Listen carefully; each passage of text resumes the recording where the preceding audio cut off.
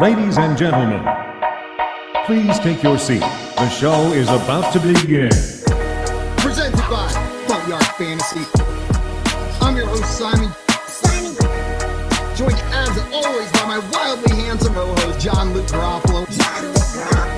Our friend Coop with us, aka Coop A. Fiasco.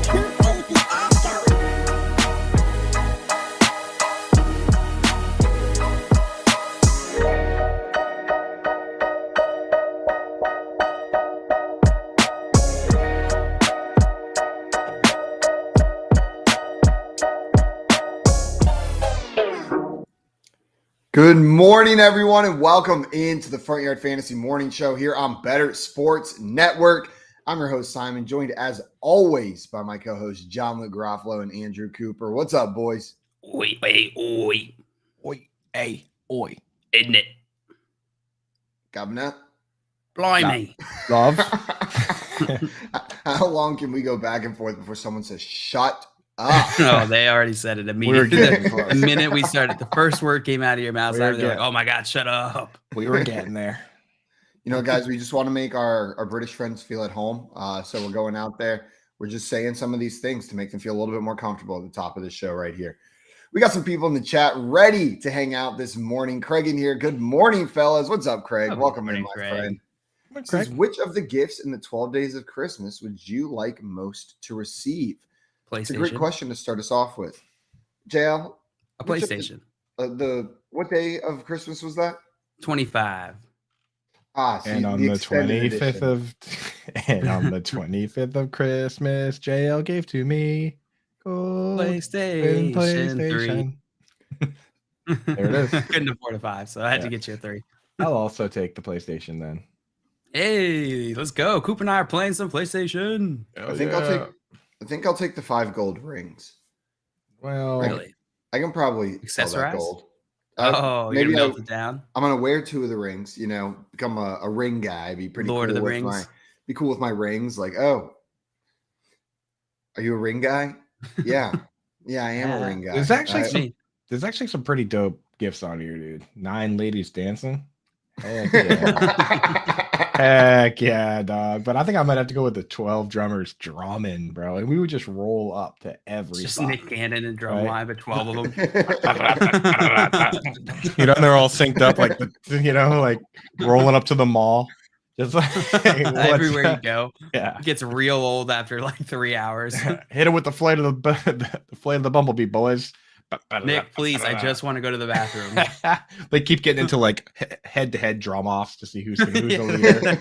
constantly just trying to figure out the pecking order of the Nick Cannons. Oh yeah, we would be getting into some skirmishes for sure. I'm viewing it as like the Mr. Meeseeks episode of Rick and Morty, where like just more and more members of the drum line just keep showing up as you're not fully satisfied with their performance. More Nick Cannons. More Nick Cannons that just keep on. One by one, there's more and more and more Nick Cannons that show up in your house. You wake up, there's 85 Nick Cannons drumming in your living room. It's just like drumming on anything they can find. They ran out of drums. Which one from the list would you like the least? There's quite a few birds. Yeah, it's definitely some of the birds. I'm gonna be honest, guys. I've been looking at Google for like the last 2 minutes, and I still can't find a list of what the gifts are. That's why you got to go to Wikipedia, bro, and that's why you got to donate to Wikipedia. Keep Wikipedia. Stop this. Stop it, Coop. For the price of 1 cup of coffee, we're not doing this again. You can know exactly how many calling birds were given as gifts. 6 geese a laying. Am I right? You know what? At least that was my initial answer is the one I want least. But then I was like, at least you get some eggs out of that. At least you get some eggs. Yeah. What are you getting out of 8 maids of milking? Well, that's the one Tommy picked. Of course he did. Do the cows come with the maids of milking, or are they going to be searching for something to milk? That's a good question, Simon. And that's a really good question. They just might find it. The one I don't know what I would do with is the 10 Lords of Leaping. Oh my God, I would 100% take the 10 Lords of Leaping. What are you guys doing? You can get anywhere with that. I'm just putting things in their way and seeing if they can make it over. Hop, hop, hop. I'm putting my couch in the middle of the living room so that every time they go through, I just see them. I'm imagining like it's a very like distinguished leap, like legs are spread, their kind of like a lord. ballet. Of course, it's distinguished. Of course. The EMTs would start getting so pissed. They're like, "Is it another lord that's injured? Did another lord break his leg? Take him away." We're gonna stop coming here. Yeah. You don't stop leaping. Most of these are actually pretty bad. No, I think This is of the it. 10th Lord of Leaping we've had in here today. ER is overwhelmed by lords of leaping. I think the one I want the least is the swans of swimming, because swans are mean. They're nasty.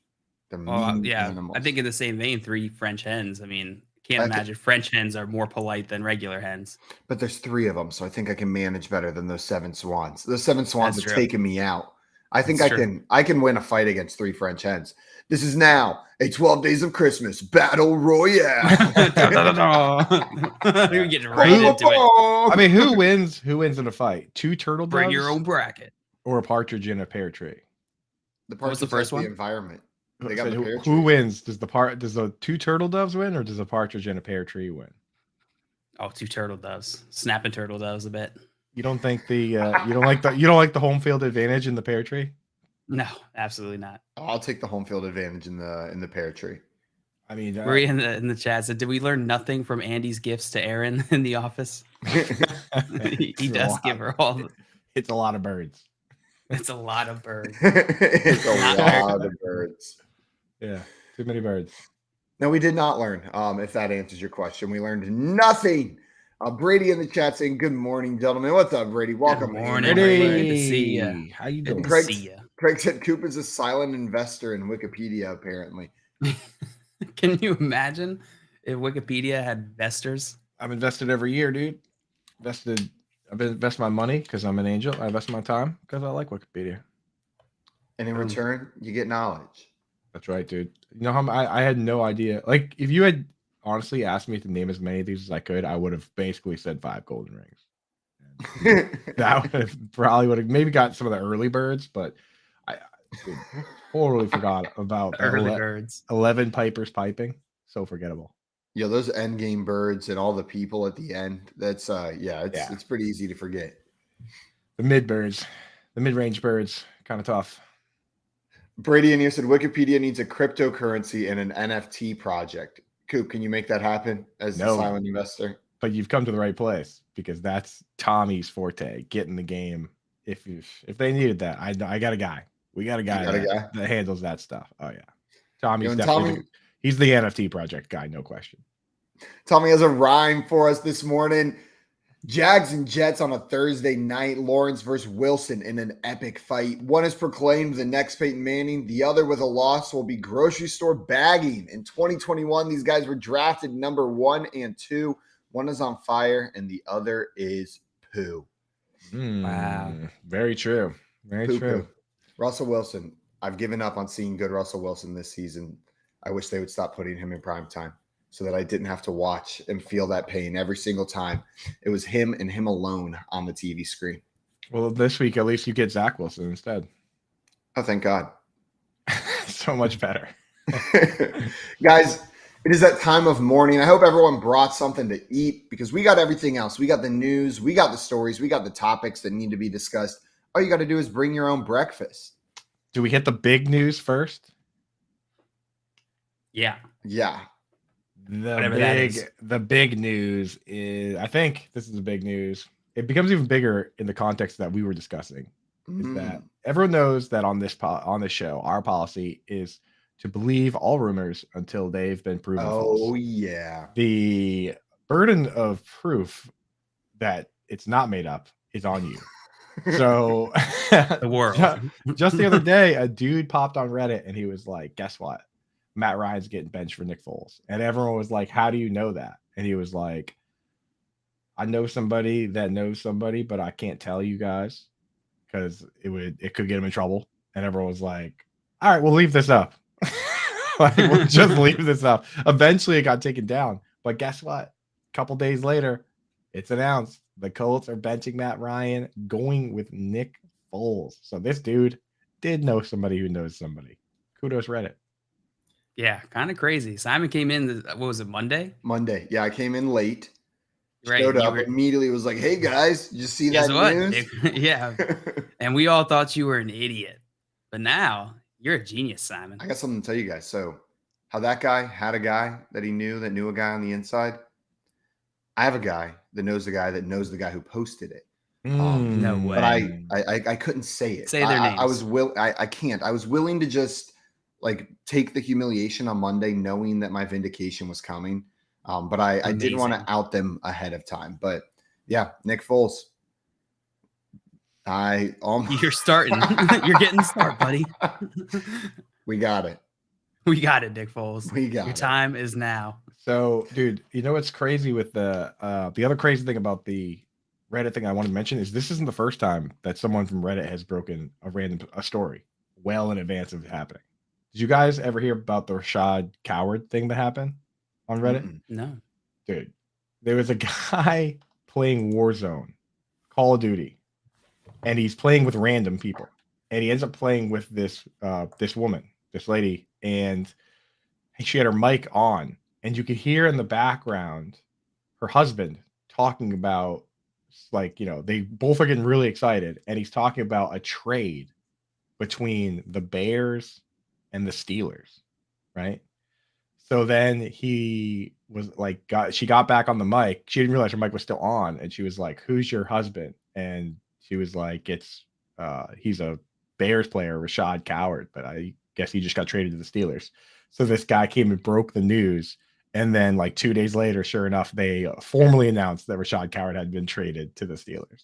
Not a trusty. I don't know. You no can break one it would that. believe you. Yeah, they didn't. I was They playing didn't. with his Xbox wife on Xbox Live last night. We were playing some Call of Duty, and I just happened to overhear some breaking news. No one would believe you. Oh, they didn't. They never do. They never do at first, and then a couple days later, sure enough, to the moon. Wild. Mm-hmm. Yeah. So Matt Ryan getting the bench. Is this it for Matt Ryan's career? Probably. Yeah, I would assume so. He doesn't look like he still has it. Know what I mean? It's not like this was a season he's getting benched for a young up and coming quarterback. They're just putting him down to start Nick Foles, and I don't think they think Nick Foles is their permanent answer either. So this feels like a move that signifies he might be done. He might be done. What do you guys think Jeff Saturday is thinking by making this move? Is this a try and salvage his image? Because he's had a couple really close losses here in this interim time period. Do you think this is a move to try and keep this job, or what is he thinking? I think Jeff Saturday is a very smart guy, and he's a guy that thinks pragmatically. So he probably realizes they're not making the playoffs, and he's switching over into let's see what we got here mode. Right? That's what teams should do. We talk about the best example was the Dolphins that year. They were tanking for Tua. They were just putting anybody in the game for a full game. Next game starting totally different players, cutting Isaiah Ford, starting Mac Hollins, mixing and matching everyone everywhere just to see what they have. Starting Preston Williams, all these guys. See who's going to be part of this team next year and moving forward when you're competing. If Matt Ryan's not going to be the guy moving forward, which seems it's not, why not see what you have in Nick Foles? Give him a few games. And I think they should do that with everybody. They should see what they have in. They gave Zach Moss 53 carries last week. Maybe this week they give, or 53 snaps, 24 carries last week. Maybe this week carries. They gave him 55, 24 carries. Imagine? 24 carries in the modern NFL is basically 53 carries, right? You're not wrong. Yeah. So it's like, you're not competing to win. So now you should say, okay, it's live tryouts, baby. So why not see what they have in Jordan Wilkins? And he hasn't been here either. He wasn't with the team early in the season. So he wasn't there when Deion Jackson caught 10 passes. He wasn't on the sideline. It wasn't his team. It wasn't his offense. So why not see what everyone can do and see who's going to make this team next year? I want to see Ashton Doolin. I want to see Deion Jackson, Jordan Wilkins. Why not, right? Get the young tight ends in there, right? Not just Jelani Woods. The other guy, they have a guy, Nico Kalinick or something like that. Like, get him in there and let's see what happens, right? If you're not going to win, you might as well take advantage of these games. Yeah, 100%.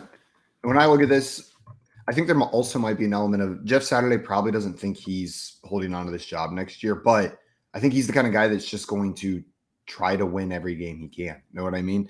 Like, it doesn't matter that he's not going to have this job next year. It doesn't matter that they're not going to make the playoffs. If he thinks Nick Foles gives them the best chance to win from this point forward, I think that's reason enough for him in the position that he's in.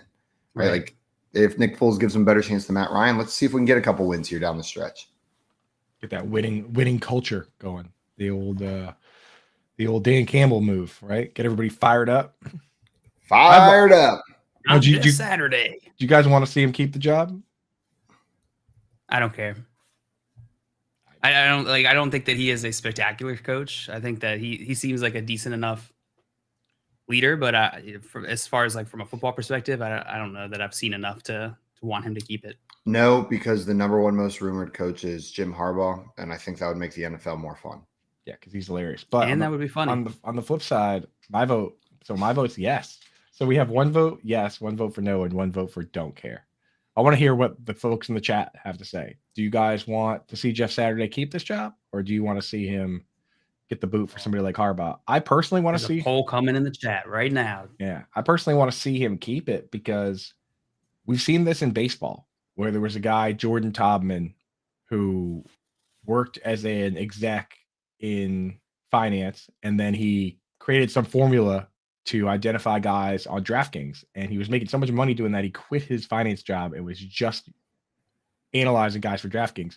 And eventually the Astros hired this guy, and he got up to the point where he was an assistant GM. Then he said something really stupid and got fired.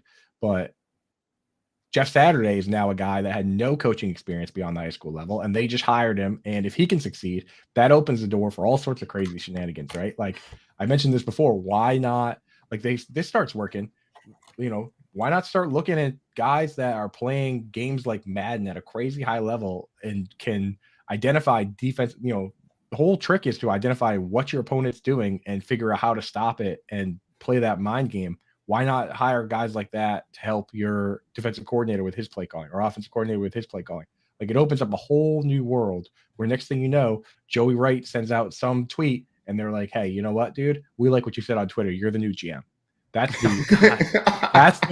the fantasy. Oh God. That's the fantasy that Jeff Saturday has now opened the door to. And you can hear a lot of players talking about it too, where some people, Bill Cowher hates it, but there's a bunch of ex-players that are like, hell yeah.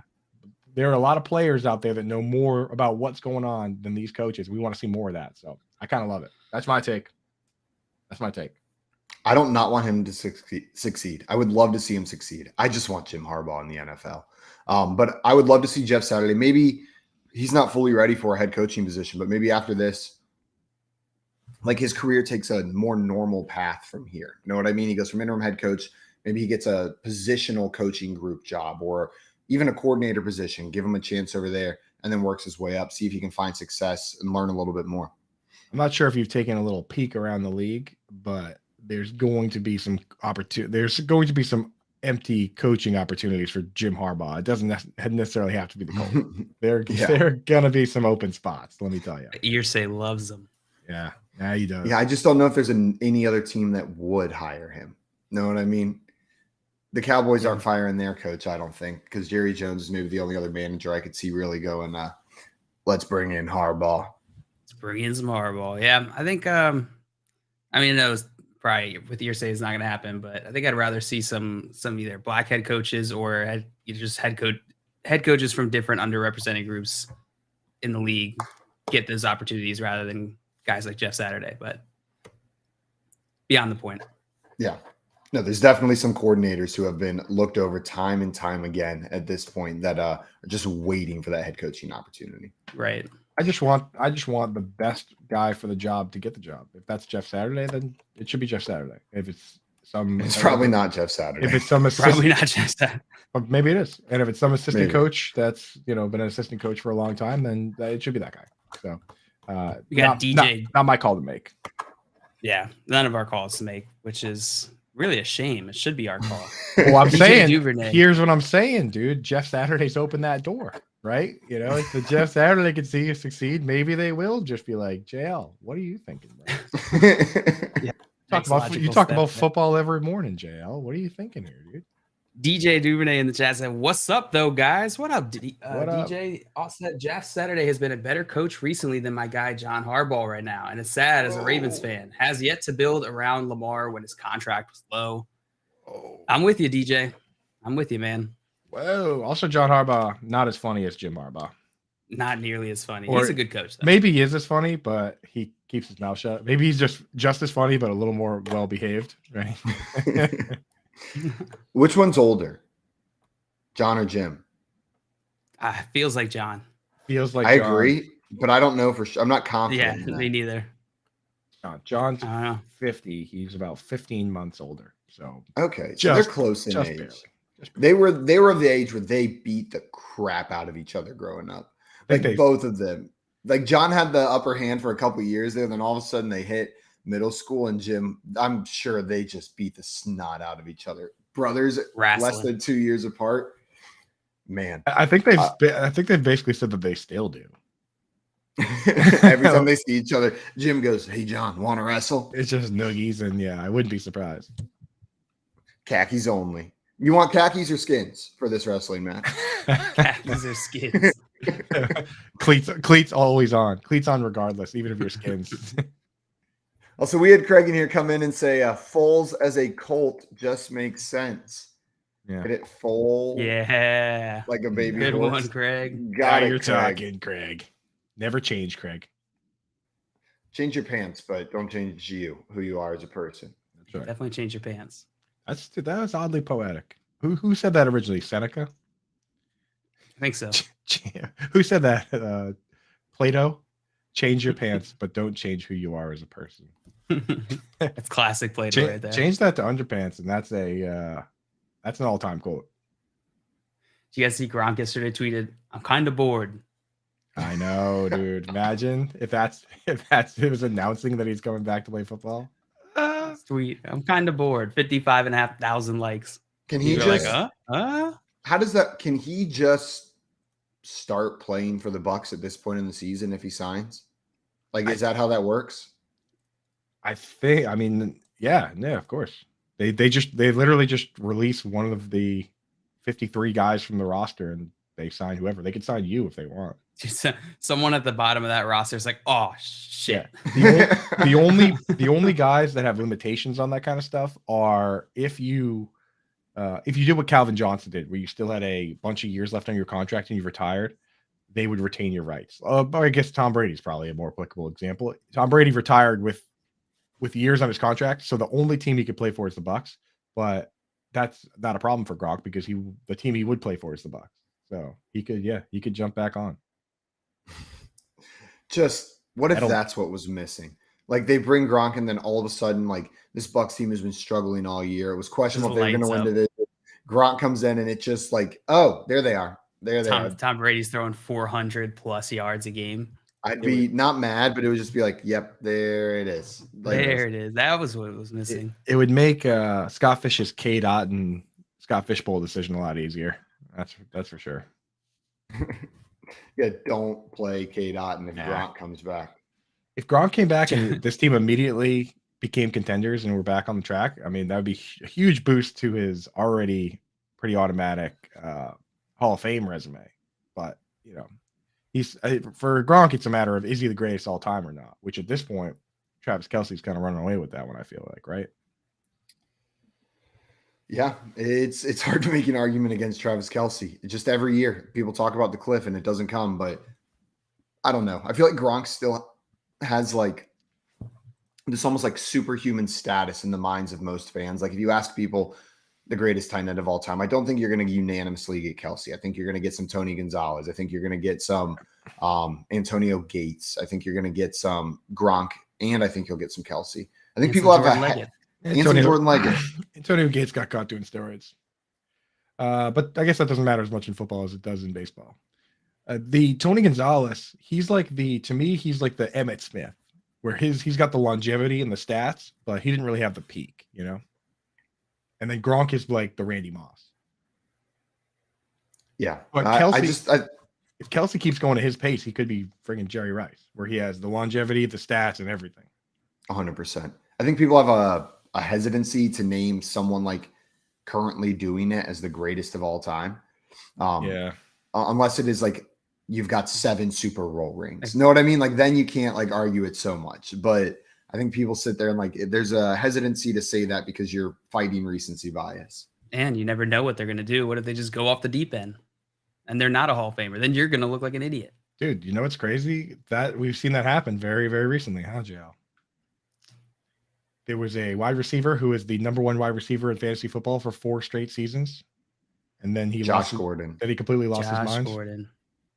Now you guys know who I'm talking about? Antonio Latavius Brown. Murray. We got you. We got you. I'm looking at JL's eyes here, and I'm not quite sure he did get us on that one. Yeah, so we picked up on the Antonio Brown shade. Tommy in the Right. chat saying Tony Gonzalez, Kellen Winslow Sr., not Jr., and Shannon Sharp, Ozzie, Newsome, and then Gronk.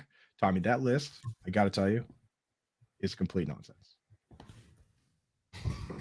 Kellen Winslow. Tommy. Kellen Winslow had he was good, and so Shannon Sharp was awesome too. But none of those guys were Gronk, dude. Double-digit touchdowns, multiple seasons. Ozzie Newsome not. Ozzie Newsome for old time nomination, but no chance, dude. Give me your top 5. My top 5 would be. I mean, I just did it recently on Twitter, so I don't want to go. I don't want to go against what I said on Twitter. Let me pull it up. DJ and you had a question for us. He said, "Been struggling on a question, everyone. I've asked different. Pick 2 full PPR: David Montgomery, DeAndre Hopkins, Travis Etienne. My considering factors are McSorley starting, bad weather for Thursday Night Football, and Khalil Herbert active." So, John Luke, if you have to start 2 of these 3, David Montgomery, DeAndre Hopkins, and Travis Etienne, where are you rolling? Pull up their matchups real quick. Let's see. We got David Montgomery going against Buffalo this week. DeAndre Hopkins going against Tampa Bay. And Travis Etienne going against the New York Jets. I'm picking 1 or picking 2 full PPR? 2 PPR, I'm going to go Travis Etienne and DeAndre Hopkins. Even if Trace McSorley starts, are you still rolling out DeAndre Hopkins? Yep. And Trace McSorley is definitely starting. It was going to be the next item I brought up. We have official news. Trace McSorley has been named starter this week. And so then, since you knew that before you even answered, then you were definitely going to start him if he was starting. Yeah, DeAndre Hopkins in PPR format, he's going to be that safety blanket for this team. Yeah. I'm going to go Travis Etienne, and it's really close between David Montgomery and DeAndre Hopkins, but they're not going to be able to really throw the ball. It's supposed to be very, very windy there. Like it's going to 20-mile-an-hour winds. It's going to command a run-heavy game script, whether he's successful with it or not. Know what I mean? Like he's going to get the carries. They're going to be there. And it's not like we've seen this Buffalo defense be unbeatable. I am a bit nervous about Trace McSorley, though DeAndre Hopkins can get it done with anybody. I'm going to take the 2 backs. I'm going to take David Montgomery and Travis Etienne here. What about you, Coop? I was thinking the same thing. I'm not too worried about Khalil Herbert, so I'm just going to start the 2 backs. I don't want any part of Trace McSorley there. And Tommy, I do have my all-time list here. So I still have Tony Gonzalez at 1. He just has the statistics, the overall statistics. I have Gronk 2, Kelsey 3, 4 is Shannon Sharp, and 5 is Antonio Gates. Stories at all. So that was my list. Guys, some uplifting news, some positive news. Quarterback Geno Smith has been named to his first Pro Bowl. Geno Smith getting the start with his career, named to his first Pro Bowl, and the other quarterbacks for the Pro Bowl, while we're talking about it, in the NFC were just had it pulled up. Where did they go? Right there. Jalen Hurts, Kirk Cousins, and Geno Smith in the NFC, and then Joe Burrow, Patrick Mahomes, and Josh Allen in the AFC. Kirk Cousins. Yeah. If I heard of the bad news, JL, I didn't put him in there. If I heard correctly, Geno hit some incentive because he hit an incentive in his contract that was, what was it? It was like 20 touchdowns and make the Pro Bowl, and he gets $500,000. Let's go. Get that dough, Cooking. Yeah. Dude, Yeah. I'm so glad. Geno Smith absolutely deserves this this Pro Bowl. Not that the Pro Bowl means anything at all, but it's awesome. It's one of those things where, like, it doesn't mean anything, but when you get it, I'm sure it feels so good. Know what I mean? Like, there's things like that all the time. Where like maybe this is inconsequential, but man, it feels good to be recognized. And the fact that it was an incentive in his contract means it did mean something for him, right? Like $500,000. Yeah, it does have money implications for sure. That's no joke. It doesn't mean anything in terms of like how they pick. I mean, some notable snubs I saw. I think it was Pro Football Network brought up Tua and CMC both were missing from this list. So tough, though. It's so tough. Should we just take a quick moment here just to kind of go through the rosters? Because I mean, it was just announced yesterday.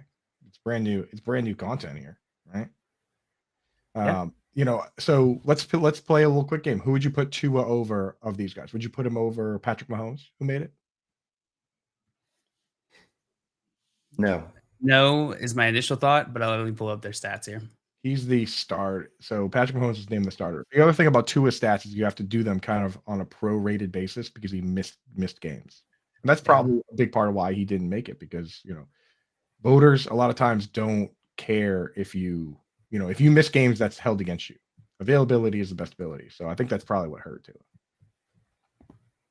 So Patrick Mahomes, what do you think about the stats when you look at him, JL? Is there an argument to be made?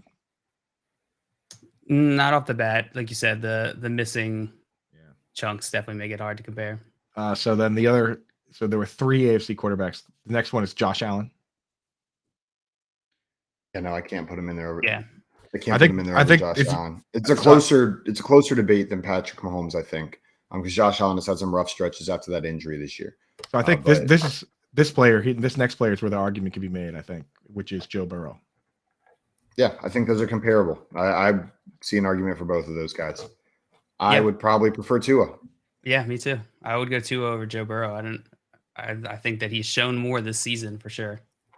And I mean, it's probably the missing those couple games is probably a difference maker. So RBs for the AFC, you have Nick Chubb, who's very good. Checks out. And then you have Josh Jacobs, who I feel had to be there, right? Yeah. You couldn't put Josh Jacobs out with the season he's having. And then, of course, Eric Henry. So kind of hard. I think of those 3 guys, which one would be the closest to the fringe for you?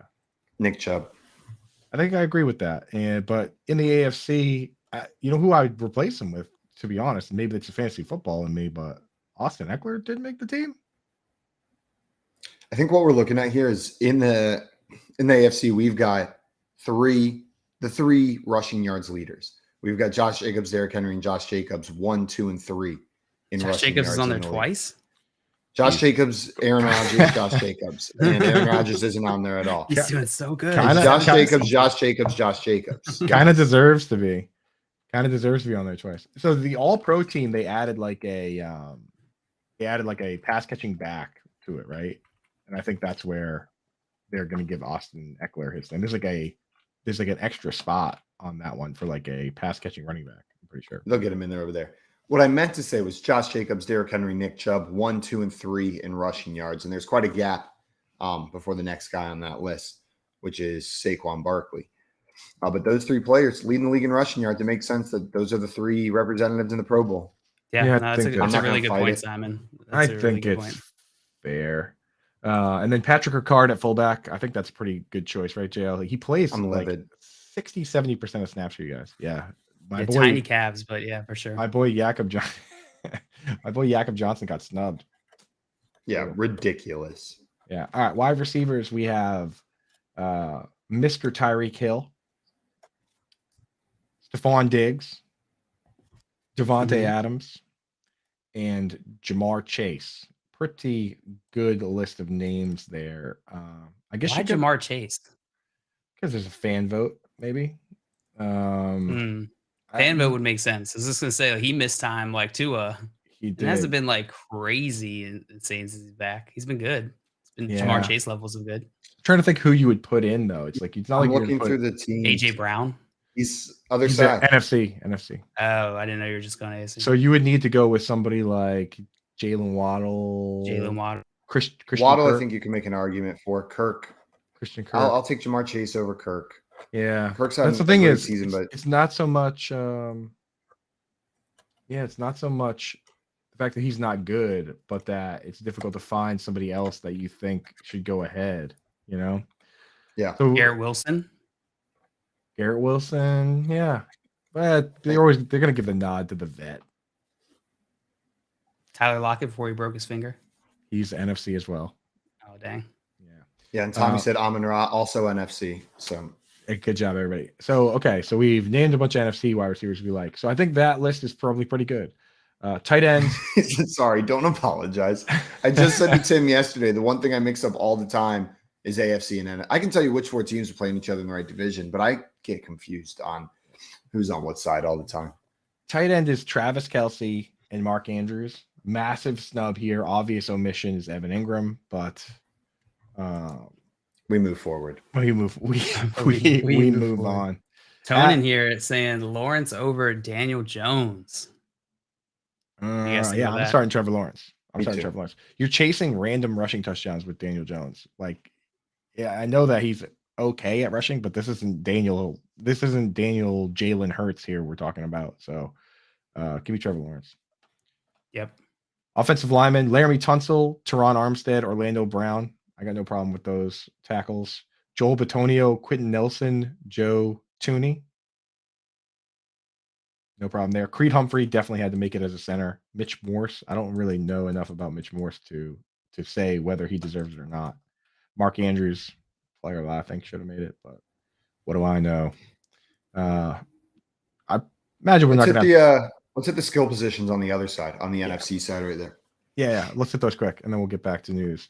Jalen Hurts, Geno Smith, Kirk Cousins for the NFC quarterbacks, which at first glance, you're like, somebody has to be left out, but I'm not What really about sure. Brock Purdy getting left out in favor of Kirk Cousins? Disrespect. Give me big balls Brock Purdy in there over Kirk Cousins. I've only seen a couple games, but it's all I need to see.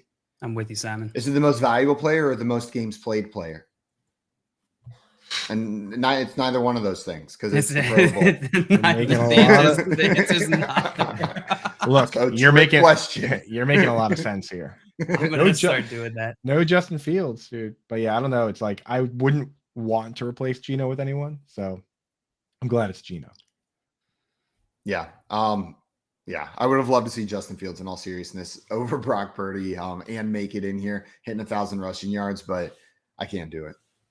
Yeah. Okay, so running back. Maybe over Kirk Cousins, but that's just disrespect to him, not on what he's actually done this season. Keith he probably deserves it. Producer Keith saying Jared Goff, dude. What about him? What about him? What about him? He's been fine. All right, running back. Saquon Barkley, awesome. Miles Sanders, very good. Tony Pollard, also good. Anybody that you guys would? I'm surprised by the Tony Pollard edition, but there are a lot of Cowboys fans out there. Again, there's a fan vote portion of this. I think it was Tony Pollard, Miles Sanders, and who was the third one? Saquon Barkley. Yeah. JL did mention Christian McCaffrey, kind of a snub, but he also didn't play in the NFC for the entire year. Yeah. The only other one I can think of is, and the injury probably derailed it, but Kenneth Walker was having himself a hell of a year. If he would have stayed healthy, I bet we would have seen Kenneth Walker on this list because he was killing it. He was killing it. Also, Dalvin Cook has over 1,000 yards and more yards than Tony Pollard, but I guess touchdowns. He has another extra touchdown. Touchdowns. So there you go. Wide receiver, you have Justin Jefferson. Pretty good pick. AJ Brown, CeeDee Lamb, Terry McLaurin. Amon-Ra St. Brown was mentioned earlier as a guy that could have made it. Would have been nice for him. Probably means a little more to him than some of these other guys, right? Yeah. It's easier to get back there when you're Justin Jefferson, right? But nobody really jumps out to me as like he definitely should be there. Right? No, I think they got the wide receivers mostly right here. Okay. And then to wrap it up, you got George Kittle at tight end and TJ Tommy Hawkinson at tight end. George Kittle, I guess from a blocking perspective, it's not just the fantasy perspective that we're looking at here.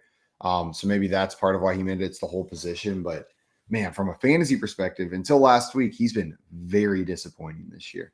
But this isn't the fantasy Pro Bowl. This is just the Pro Bowl. The other problem, this isn't the fantasy Pro Bowl. Well, is it the fantasy Pro Bowl or is it the most valuable player? Here's neither. It's neither. It's none of the things that we've said. But here's the problem you run into. Travis Kelce, AFC. I'll go through here's PPR leaders right now. Travis Kelce, AFC. Mark Andrews, AFC. TJ Hawkinson, NFC, and he made it. 4, Evan Ingram, top 5 tight end. Absolutely awesome, but he's in the AFC. George Kittle is number 5, NFC. Then you have Pat Fryermuth, AFC, and Njoku, AFC, Everett, AFC. The next guy up, next two guys are Juwan Johnson and Taysom Hill. You're not going to send Taysom Hill to the Pro Bowl as a tight end, are you? So it's like, kind of had to be those two guys. There was nobody else. Yeah. Dallas Goedert got hurt, or he would be in the mix. But like Cole Kmet, I think those guys are kind of locked in. It makes sense. It makes sense. We had a question come in here from your average Joe. Says, my head says Amari Cooper, but my heart says DPJ. Who goes in the flex? John Luke, which way are you rolling here? Can you get away from it? Yeah. 25-mile-an-hour winds? Yeah. Neither. That game's Find someone else to start. So bad, dude. The money is coming in a little bit on the over-under now. People betting the over just on principle alone, right? So it's gone from 31 to 32.5. But even if it goes up from 32.5 to 35, that's still the lowest we've seen all year. So is there anybody else, your average Joe? What's your next best option that isn't playing in a friggin' hurricane? Let us know in the chat. Yeah. DJ in here said, good morning football at Ian Rapport on this morning. Said defensive tackle Quinnen Williams will play for the Jets today. Does that switch thoughts on ETN tonight? It matters actually quite a bit. It'll definitely, it could limit his upside, but it doesn't affect the start sit decision. Yeah, I don't know. Quinnen Williams is really good. I'm with you, JL. If I was starting ETN, I'm going to knock him down a bit. He's a back end RB2 if that's the case. But I'm still probably starting that. You start back end RB2. It's an RB2. Your average Joe, is there any Darius Slayton floating around in that league? Because you got no interest in Marquise Goodwin? Because your average Joe just let us know it could be Marquise Goodwin instead of DPJ or Amari Cooper. Tyler Lockett's out. Broken finger surgery. Won't be back until at least January.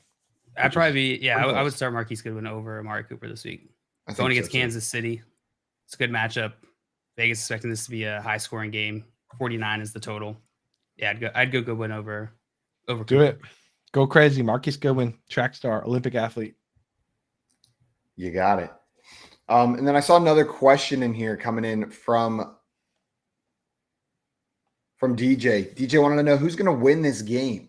Lamar Jackson, or this is the first team. Lamar Jackson, if out, Gardner Minshew, Saquon Barkley, David Montgomery, then Stephon Diggs and A.J. Brown at wide receiver, and then Evan Ingram at tight end and Travis Etienne in the flex with the Ravens defense, or Dak Prescott with Eckler and Pollard at running back, Michael Pittman and Brandon Ayuk at wide receiver, Kittle at tight end, Deontay Johnson in the flex spot, and the Dallas defense. I like Team A. Teams. I like Team A. I think Team 1 wins this one.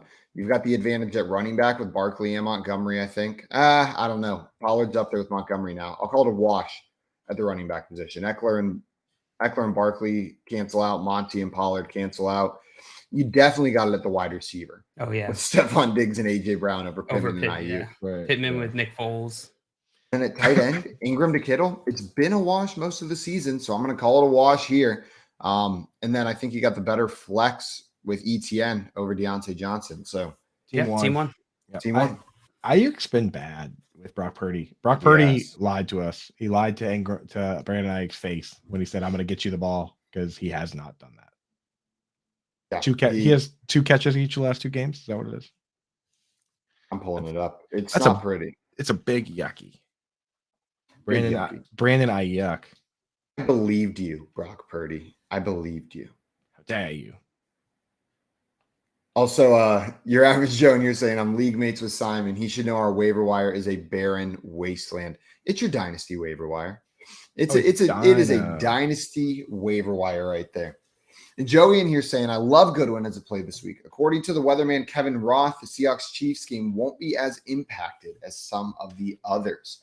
And then one more question from Albert here. Albert wanted to know Freiermuth or Waller this week, Coop. Oh, Albert, that's a loaded question. So here's the situation with those two guys. Freiermuth clearly not okay. He's played 55% of the snaps, almost exactly, in the last 3 games. But then you have Darren Waller, who came back from injury, and he himself played a limited snap share against the Patriots. So not that great a situation. They play each other, and it's a 39-point over-under. If I'm picking one of those two guys, I'm going to go with Darren Waller, because I think he's the guy who is trending in the right direction injury wise, whereas Freiermuth seems to be trending in the wrong direction. So, and Freiermuth didn't even catch a single pass last week. I don't know how you could trust him right now. So give me Darren Waller. I think I'm going Darren Waller as well here. John Luke, what about you? Yeah, Waller.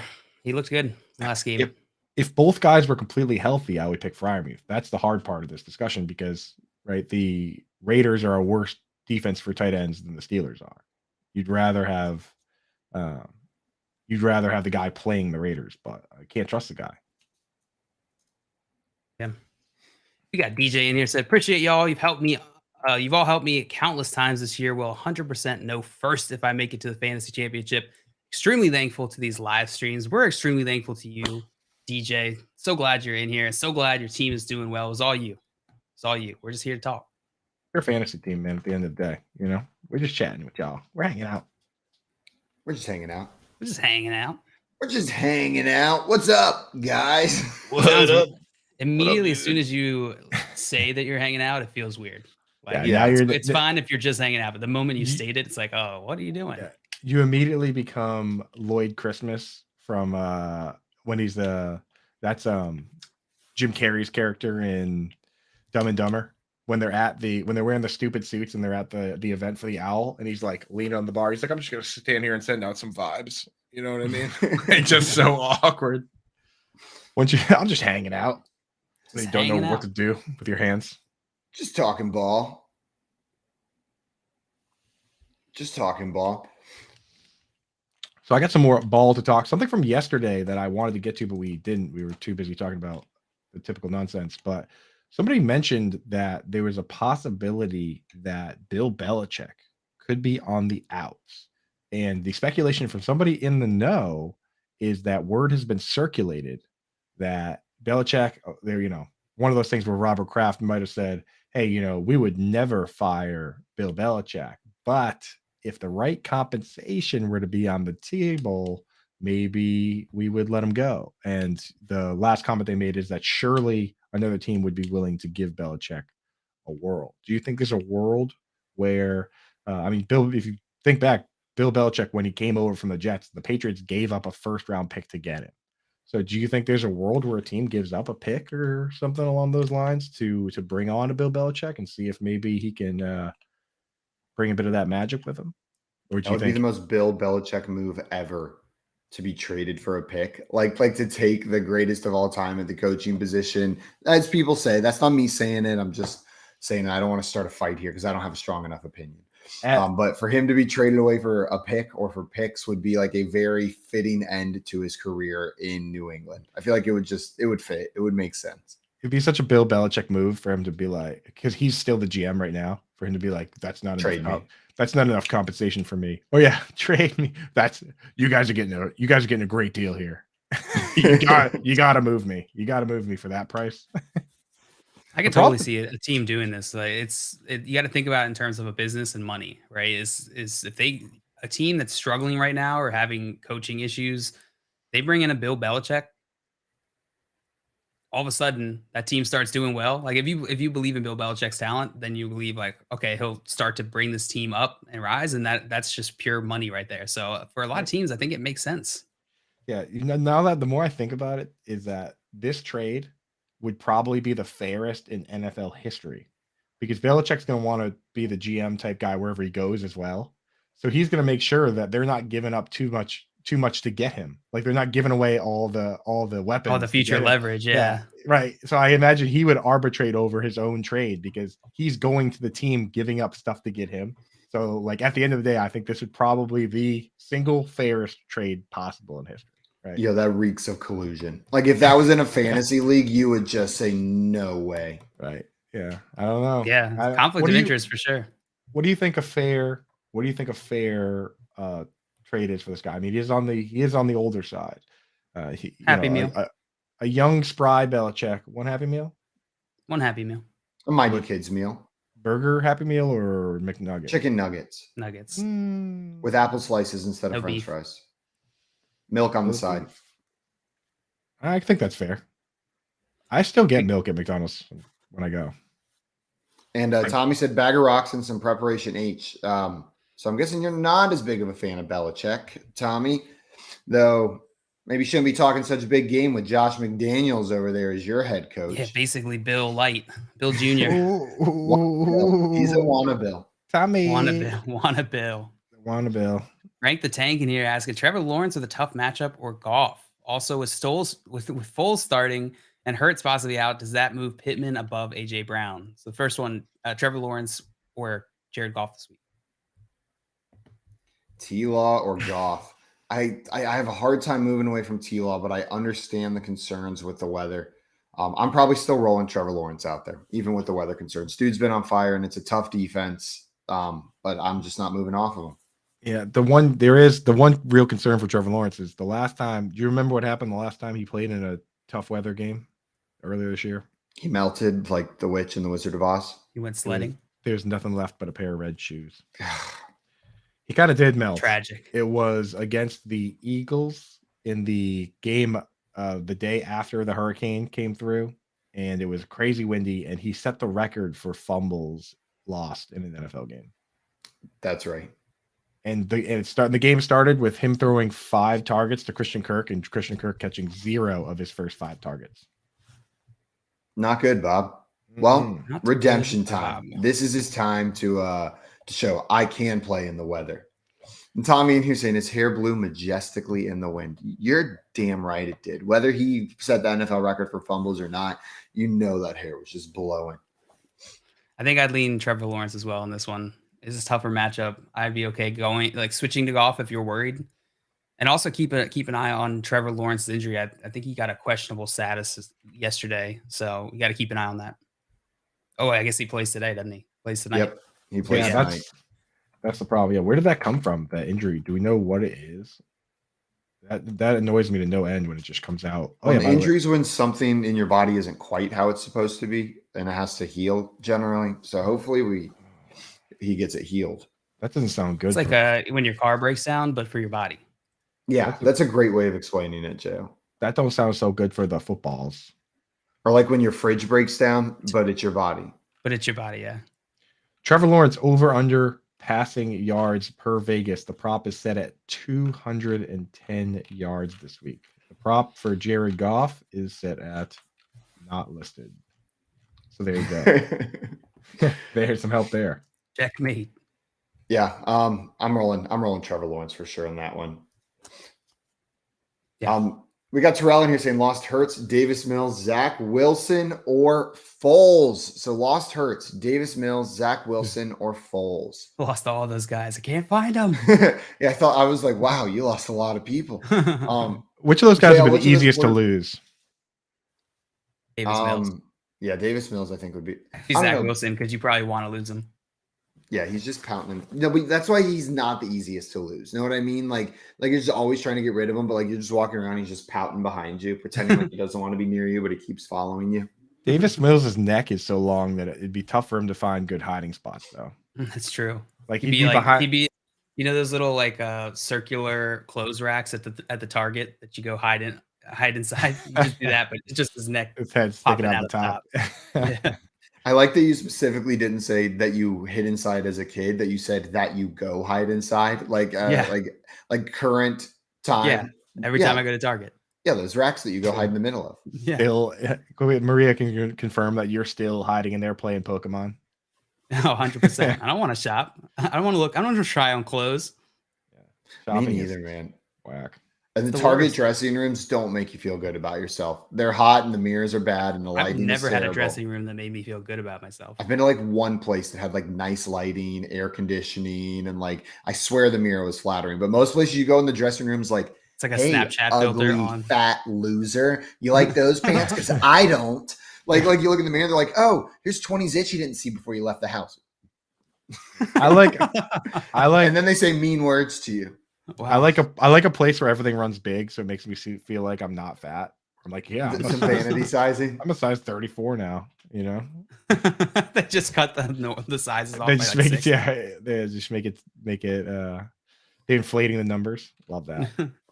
So back to Terrell's question here. I'm going to start Zach Wilson going against Jacksonville tonight. He looked decent this past week. He got it done fantasy wise, and I think this game while there's going to be some rain, there's going to be wind. I think Zach Wilson will be able to make it work over Nick Foles and Davis Mills.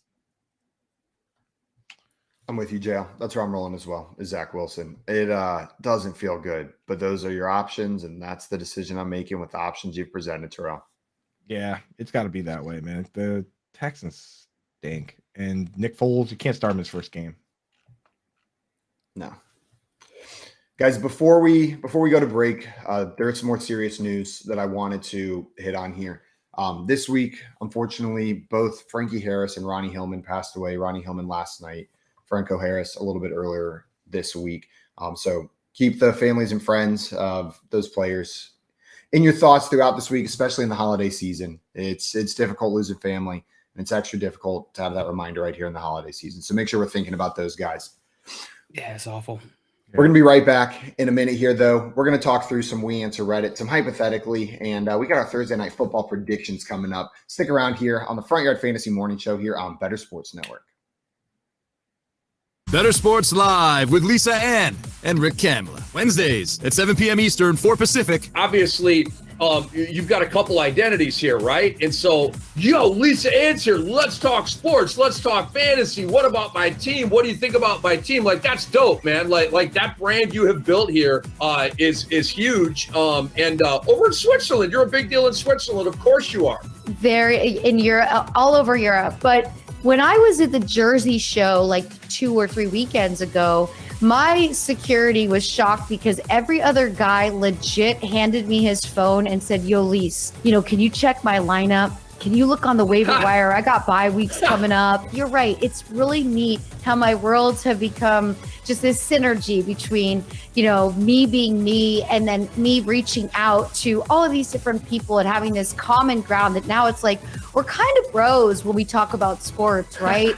We're just friends. We're all sharing the same heartbreak or pain. Sports is the international language. Lunch Money with Kyle and Ray. Weekdays at noon Eastern, presented by FantasyGuru.com. Probably every team knows that inking starting pitchers to big deals and big money agreements is bad business. But that's the business they're in. What else are they going to do? That's what it costs to play the game. And all these pitchers realize it. I'd like to sit here and say, well, you should develop your own pitching. You should never pay these guys $25 million a year. But Ray, I don't think teams can do that. It's like the pitchers have a lot of power despite their weaknesses and despite their fragility. They still have so much control over the purse strings of these teams and these GMs and these owners. They don't care, Ray. They're seeing the same numbers we are. They know Jake DeGrom. If they sign him, you pray for 130 innings. Every team knows that, Ray. They may say something different, but they know what's going on. And Ray, it won't stop them. I mean, what do you think DeGrom gets in free agency this year? I think he'll get 4 or 5 years, and he'll get 35 a year each, right? Paying $20 million for Drew Smyly is stupid. Paying $200 million for DeGrom is idiotic, in my opinion. Jacob DeGrom has had 14 injuries the last 2 years. Like, every part of his body, it's just, and he's phenomenal. But you can't be locked in. If DeGrom makes 25 starts, 26 starts, if he throws 150 innings, you could win your division. You could win the World Series. I get it. But if he does the other thing, which is what he's done the last couple of years, your team is so hamstrung, unless you're one of 2 or 3 teams, you can't spend your way out of that. However you're invested in sports, from betting to fantasy, collectibles, and more, join our community on Better Sports Network.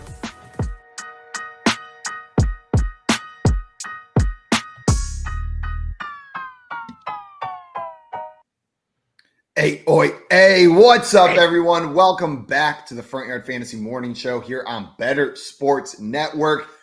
It is the beginning, the first day of Week 16 right here, and we're kicking off tonight with that Jaguars-Jets game on Thursday Night Football. I'm excited. You know what? These are 2 teams that I didn't think I would be excited to watch on Thursday night at the beginning of the year. But now, I mean, they're both in the playoff hunt, right? This is an important game for both of these teams. We got playoff implications. It's going to be bad weather. Trevor Lawrence has been on fire. The Jets have been better than expected. I'm actually, kind of looking forward to this game. Should be a good game. I just hope the weather doesn't ruin it. I hope we don't get like just a really bad football game because some of the reports are nuts. It Some of doesn't the even reports are matter. nuts. It doesn't even matter. Each one of these remaining games is so precious. There's only 3 weeks left of the regular season. That means there's only 3 Jets games left because they're definitely not going to make the playoffs. So you have to cherish each and every one of these Jets games. Just hold it tight, squeeze it. Just wait. Remember that feeling you felt the week leading up to the Hall of Fame game, the first preseason game in the summer, where you're just like, oh, I was so excited, and then I watched the first quarter, and I was like, okay, now I don't need to watch the rest of this. I do it every year. Every year, I'm like, I'm gonna watch this. Right. So this game is infinitely better than that game. There's one game on tonight. There hasn't been football in 3 whole days. Let's just cherish it, enjoy it for what it is. It's football. Something wacky will happen, The worst sporting event I've watched in its totality, like from beginning to end, was last year's celebrity game at the NBA, like All-Star weekend. I had to watch the whole thing and manually track like statistics for all these players, and it was awful. It was truly, and like that game was one of the worst sporting games I've ever watched in my life. You were tracking that for who? Like for myself, just some stats that I had to keep to myself. How many points did J. Cole have? 0, not a single one. I'm just kidding. I don't remember. He's kind of nice at all the points. I've seen him at the dunk contest. He can throw down, man. J. Cole's kind of he's decent. He's a baller, dude. Yeah. And Brady, and you're saying I made the decision to watch Avatar tonight instead of Thursday Night Football. No Brady? shame in that. Oh, no wow. shame in that, my friend. Brady, you going to the theater to see it, or are you watching it? You can't even watch it at home right now, can you? Or I assume you have to watch it at the theater. That they didn't do like a in-home. You can pay to watch the release at home. With a movie like that, James Cameron's gonna be like, no, it must be seen on a big screen. Yeah. I mean, there are rules with that. Like, if you want to win awards at like cons and stuff, you gotta ask to run in the theater for a certain amount of time. But that is a good theater one. There are certain movies that you gotta watch in the theater versus some you can watch at home. Yeah. Guys, I believe it is time. We've been answering some of your questions, but we've got a large group of people that need our help just in general, and that is Reddit as a whole. We're going to answer some of Reddit's questions. And Jill, I think you're our man on the inside. You went in there and you found out what they were asking, right? I have been known to be inside Reddit. Yes, that is true. Hmm. Yeah, I got the questions for you guys. You ready? All right. Yeah. You're going to help us with these answers, right? Oh, yeah. Thank God. Of course. What else would I be doing here? First question we got. What's the best way to eat a computer? Ooh, boy. There's a a lot of questions. There's a lot of layers to this. Okay, just so can we just set what kind of computer we're talking about here so that we're like I think we got to answer all of them because they didn't specify. Oh shoot. Well, the best way to eat a computer could also involve the computer choice. Know what I mean? They didn't say what's the best way to eat my computer. They said a computer. So we could probably even define the type of computer that we're eating. Yeah. Yeah, it's probably one of those old Apple ones, with the blue back. Oh, I had one of the. We had a blue and a purple. Yeah. Now, I think it really boils down to, the most important question of this debate is like we know the parts that are going to be pretty brutal to eat, like glass, for instance. Do you eat the glass first or do you save the glass for the end, Simon? I think you melt the glass down into like a molten caramel sauce. You infuse it with sugar, and then you make like a sugar caramel glass. And yeah, it's still going to hurt, but at least it'll be sweet on the way in. Then you use it as like the sauce. I'm taking it back. It's a crumble. Okay. You're going to melt it down. You're going to mix in melted sugar. You can put this together and you're going to make a sugar glass, but there's actual glass in the sugar glass. And then you crumble it over the rest of what we make for a nice, sweet, crunchy, mouth bleeding topping on top of How you gonna melt it? Oh, you're allowed to. Oh, if you break in a furnace. Microwave? Oh. In the kiln that I have in my home. Yeah, my garage.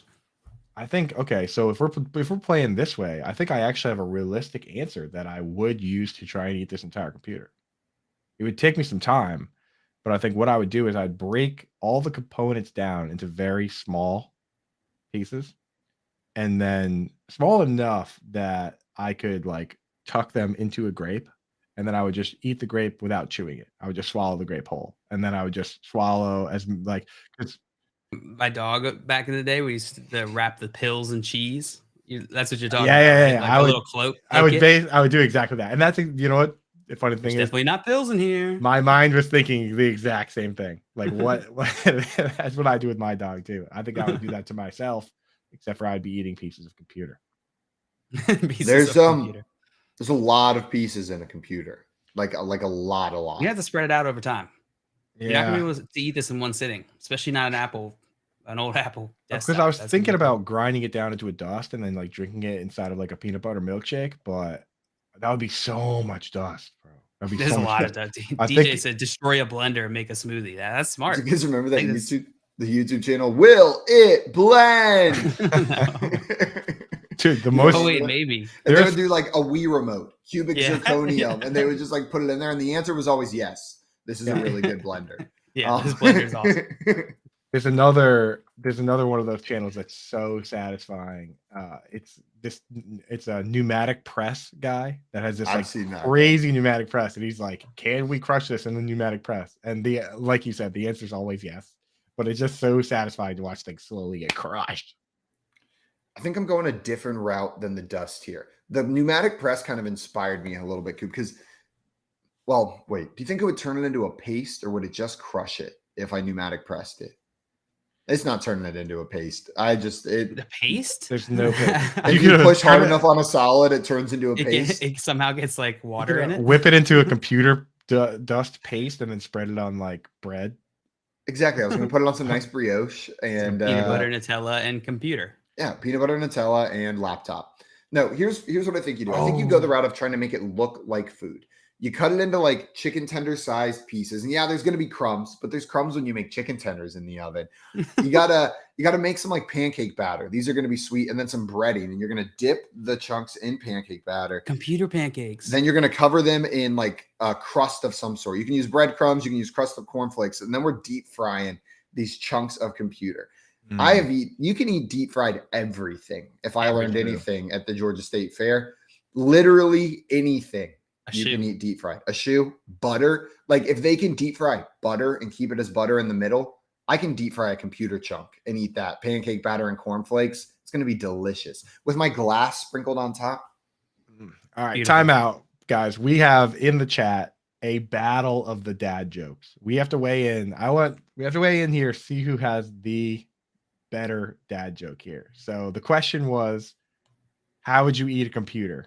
Tommy's answer, one bite at a time. Bite smelled Never heard that one Bite before. spelled B-Y-T-E. Ill Mind Jedi's answer, turn them into computer chips.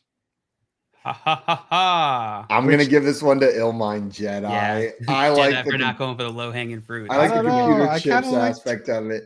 I kind of like Tommy's. Yeah, that is the obvious choice. The one They're bite both at great. a time. They're both Nope. great. It's all over this Reddit post. Let's get into our next Reddit question. I think we gave Reddit some reasonable ways to eat their computer. Honestly, I think we gave them multiple. I think so. The secret is to take Tommy and Illmind Jedi's answer and turn them into one answer. You turn them into computer chips and eat them one bite at a time. Yeah. There it is. That's the There you ultimate go. dad joke. All right. The next question: what movies would be infinitely better if Danny DeVito was the lead? Every movie. Next Every question. single movie. Um, That's an easy one. Yeah. Done. Wow. Pitch. The Notebook. Wonder Woman. Oh, The Notebook, dude. I think that's the answer. Is the Notebook, but he's not taking Ryan Rudy. Gosling's role. He's taking Rachel McAdams' role. So it's now Ryan Gosling and Danny DeVito's love story in The Notebook. That's what I Remember the Titans instead of Denzel. I got an answer from yesterday. Babe, Pig in the City. Where- Danny DeVito is Babe. and they ever treating him like a pig. Man, yeah, I think we could just keep on going forever with these. I truly do believe it's every single movie would be better. with I'm Danny having a hard DeVito time as thinking of lead. movies that would be worse. The Matrix. Danny DeVito would be infinitely better in that movie I've never seen. That's a I'm fact. just Who imagining. would he be the one? Producer Keith says, I think he would be great in Up. But he's just in there and everyone else is still animated.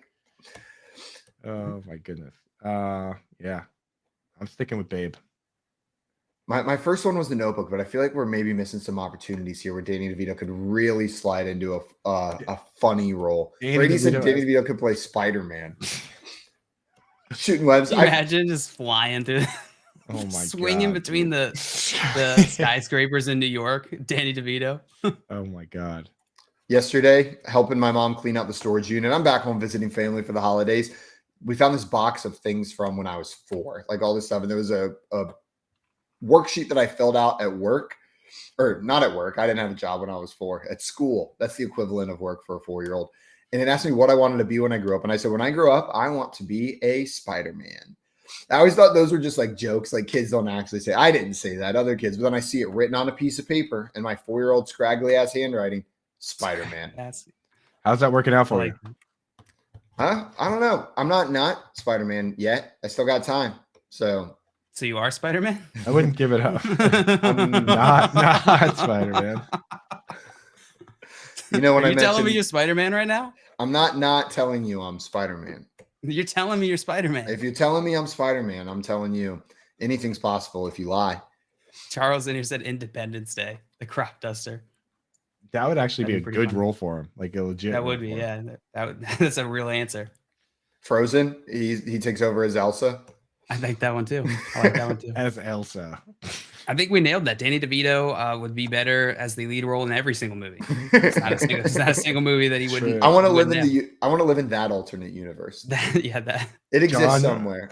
The John multiverse Wick, universe. dude, just him tucking and rolling around a Russian club, like, tactically. Any Tom Cruise movie. You ate my cannoli. It's all him just trying to avenge his own cannoli. Oh my God. Mission Impossible. All right, let's get on to our next question here from Reddit.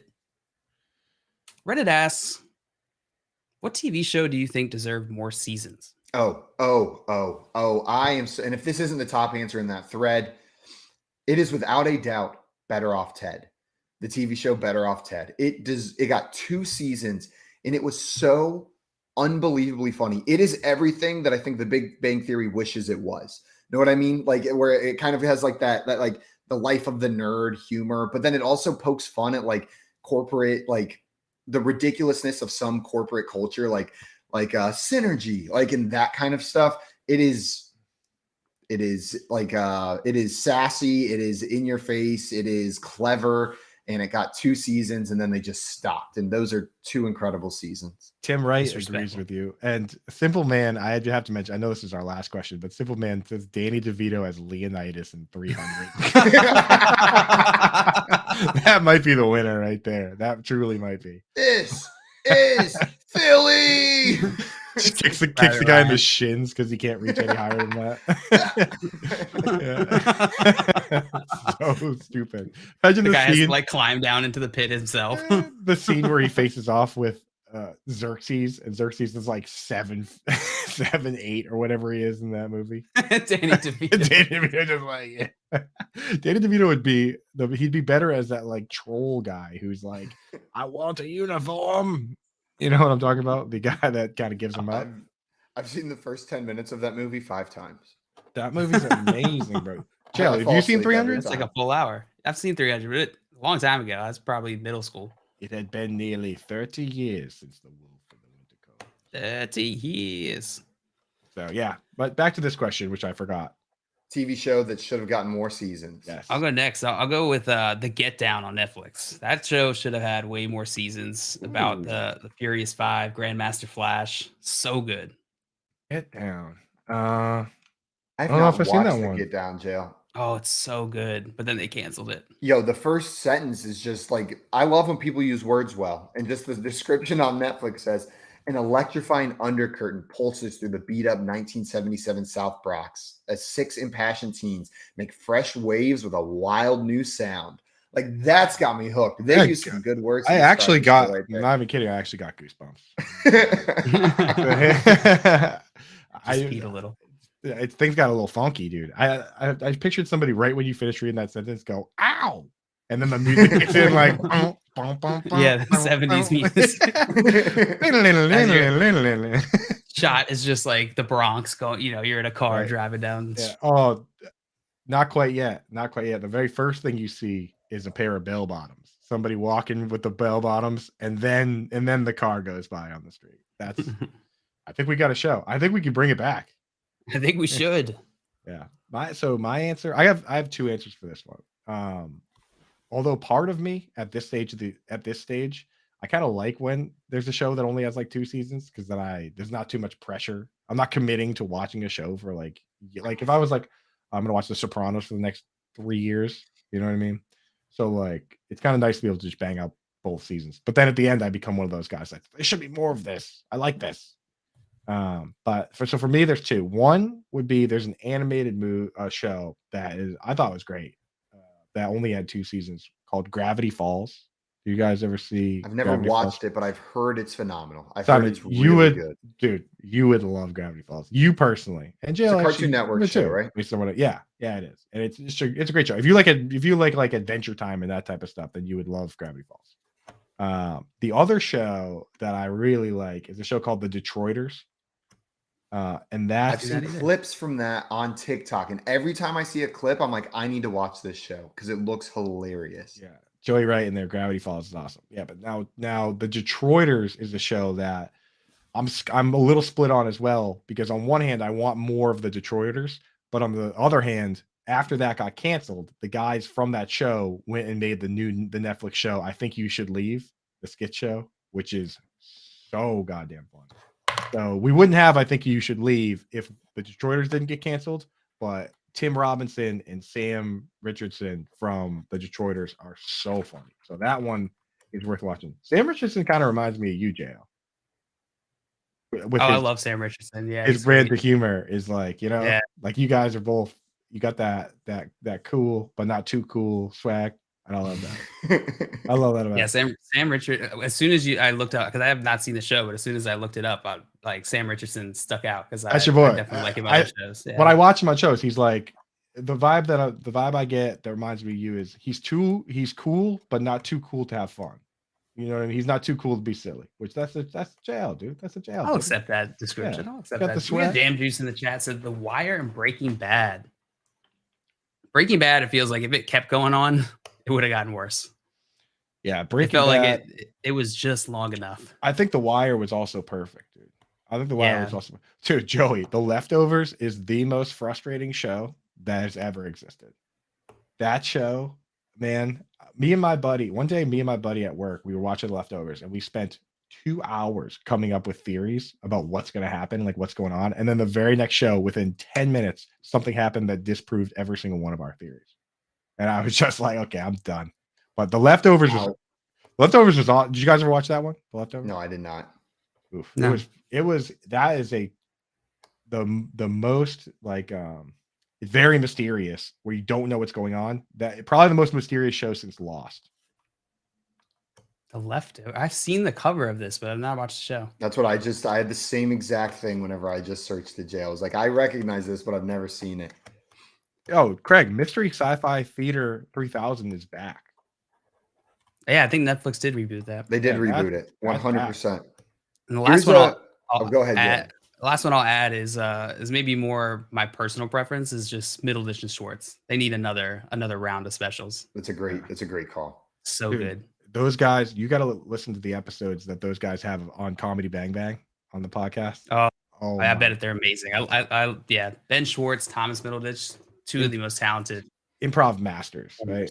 Yeah, so good. And I'm going to throw a wrong answer out there that I want. I know it's wrong. I know it's a bad show, but it's just one of the most enjoyable TV watching experiences I've ever had. In the early 2000s, there was a show called Beauty and the Geek. Did you guys ever watch that? No. It was You told me about it. It was a reality competition show where they got 6 stereotypically like really geeky guys, and then 6 like stereotypically like dumb but beautiful girls, and then they would put them into pairs. You know what? Spoiler alert, it wasn't always just girls and guys. They switched it up after a couple seasons, started mixing some girl geeks and some guy beauties in there, pair them together, and then they have to do challenges where like the geeks have to like go to a bar and pick people up and get phone numbers, and the girls have to like learn about astronomy and like take a test on like this or give a political speech. The beauties are doing that. And it's all about like personal growth, but really it's just so much fun to watch. And it's like one of those ones where by the end of every episode, you're like crying a little bit because they're learning so much and it's all staged, but I don't care. And I want more of that. We can do science. Yeah. I never knew it, but science is something I can do. It's so fake. And then the lessons at the end are always the same. Like they cut to the people as they're eliminated and they're like, you know, I came here thinking I was dumb, but now I know. If I just believe in myself, I'm really smart. Or the nerds are like, you know, like I'm certain now. I came here having no confidence and now I believe in myself. I can talk to people. Like, and they all say the same exact thing every time, but every time I'm like, yeah, you really did grow a lot over this 2-week journey. You're so cool now. I buy into reality TV hard. Yeah, a couple before we move on. Next question. A couple great answers in here from the producers. Chappelle's show, of course, was amazing. You know, I know Chappelle had his own personal issues, but that show's so good.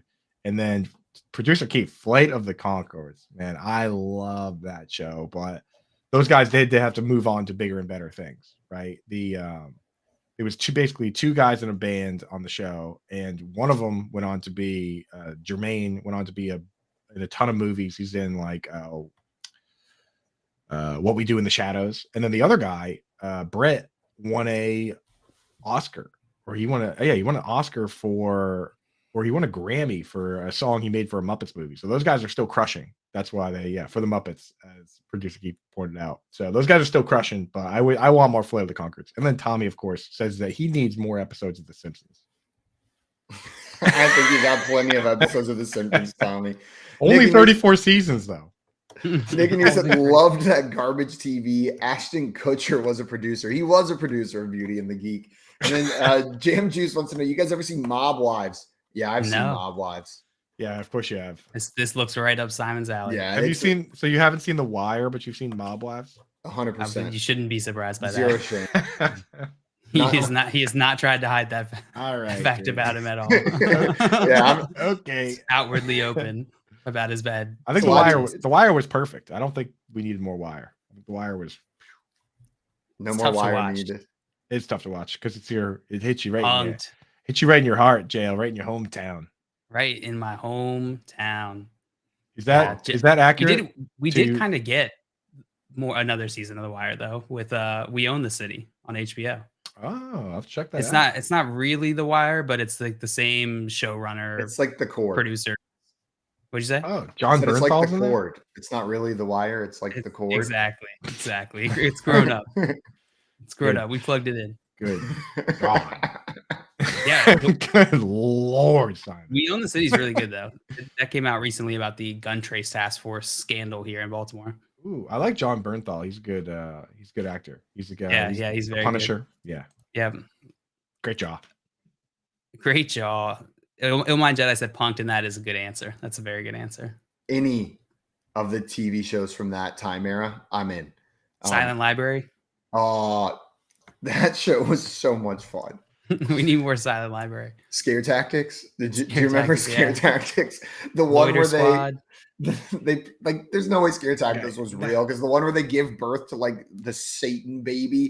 Do you remember that one? They like bring a priest in and they have a woman waiting in the waiting room. They literally have like, they pretend that this woman gives birth to Satan, and a person runs out and starts running around. I'm putting my foot down. We went from Satan's where you draw the line. No, the question was, what show got canceled too early? And we went from shows that were actually canceled too early to just shows that we like. And then now we're just talking about garbage TV from the 90s. That's what I want more of. Move on.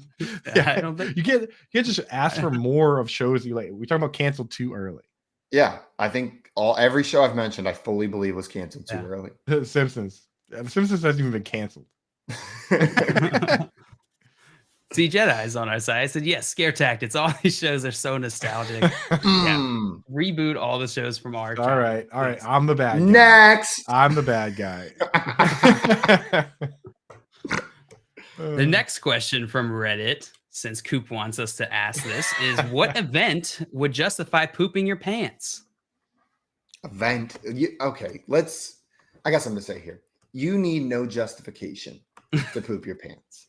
Okay? You don't have to explain it to anybody. It can be on purpose if you want, but oftentimes not.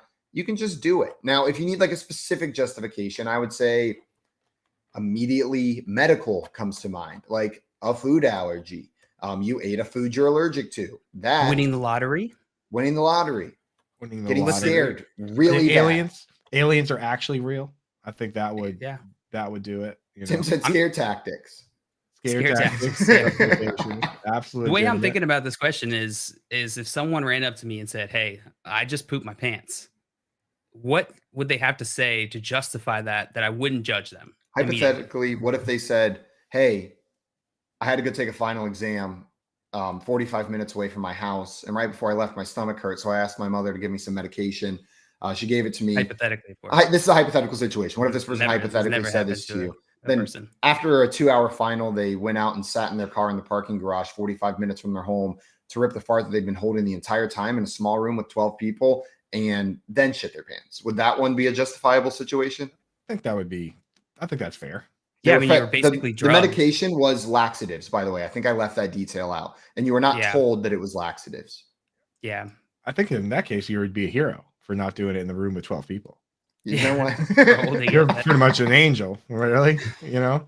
So what about this situation? What about like you're with your family, you know, and you're at Times Square, and it's packed, and a guy walks out of the tallest building in the absolutely pristine pressed suit. He walks up, he shakes his Rolex, and he looks at you and he says, "If you poop your pants right now, I will bring back Mob Wives for more seasons." Are you pooping them? For Mob Wives, no. I'll say, give me Beauty and the Geek, and I'll do it. Beauty? You're negotiating with this man? Yeah. If he's got the power to bring back Mob Wives, I know he can bring back Beauty and the Geek. Simon just turns and like, "How'd you know I shit my pants?" Way ahead of you, bud. What do I get if I do it again? Would you shit your pants? And you go on top of the cake. Again? Yeah. Yeah. I mean, when you see this suit and this Rolex, you know that this guy, he can bring back any show you want. JL, what show? He's a man of means. What show are you pooping for? Show am I pooping for? Middle Ditch and Sports. I poop my pants for some Middle Ditch. Charles in here saying, "Me looking at my fantasy football team's final scores." Ouch. That's poop worthy. That can be poop worthy at times. But you got to wait until the stat corrections come out, so you're not just pooping for no reason. Jam Juice said, "Mob Wives, yes, I'm pooping right now." I'm pooping right now. The sentences that get created on this show is just incredible. That's a brand new. That's a brand new. There's no one else that said this anywhere else. No one else has said that particular sentence before. Welcome to FYF. Maybe they have. No, where we poop our pants for Mob Wives. Oh my god. Get in the game. Tommy says that he would poop his pants if The Simpsons ended. I don't think you have to worry too much about that. I think The Simpsons, they might be eternal. They might be eternal. All right, guys. I think we answered that one. I think we nailed that for Reddit. Man, Reddit's so lucky to have us. Yeah. We're taking care Reddit, just ahead of time. You're welcome.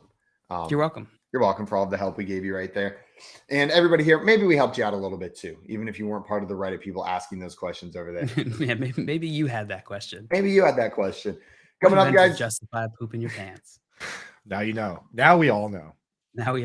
Mob Wives. The return of Mob Wives. Return of Mob Wives. Coming up, we're going to play some Quotey McQuote face. And then we've got some hypothetically for you guys as well. And then ahead of the Jaguars-Jets game, some Thursday night football predictions to go through too. You're listening to the Front Yard Fantasy Morning Show here on Better Sports Network.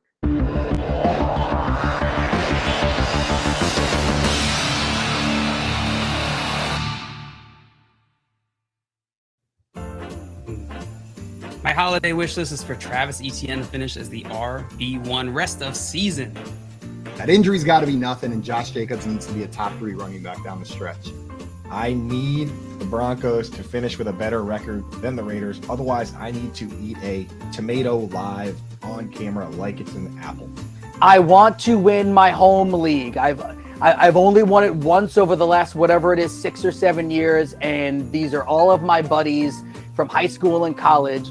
and they love to harass me when they beat me. Ooh, fantasy expert, you can't win our league. For this holiday season, I'd like to be in the winning margin. I'd like to be on the winning side of side totals and props. I think that's really why we're in the business. So Jamar Chase is coming back from the hip issue. Let's hope he performs like that wide receiver one and leads me to the championship. I need you, Jamar. Come on, let's go.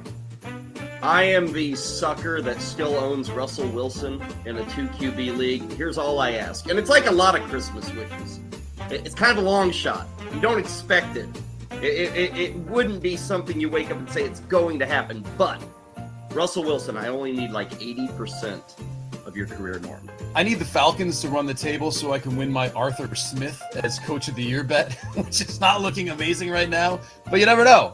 Dallas Cowboy World Championship future cashes in 2023. ETN is a guy that I really need to thrive here in the fantasy playoffs to win a couple of championships. Need Zonovan Knight, even if Michael Carter's there, to be the beast running back that he can be for the remainder of the year for me to have any shot at winning a title this year. I need Najee Harris to get healthy. I'm over-invested in Najee Harris. As excited I am about my fantasy team, I'm even more excited about the Dallas Cowboys right now. I need Rachaad White to keep doing what he's doing and keep Leonard Fournette on the bench.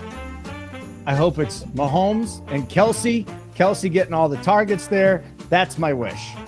Please allow me to win at least one of those big money leagues. Well, my holiday wish is for Lamar Jackson to get healthy. I'm in first place in one of my fantasy leagues, and he's my quarterback. So without him, I could be in trouble. I have a lot invested in the Philadelphia Eagles. I just need them not to rest my fantasy players week 17. Yeah, my number one wish for fantasy football this year is that Ramondre Stevenson keeps being a dog out there. Big money league I have that I absolutely want to win, so I need my guy CeeDee Lamb, and I'm a Niner fan.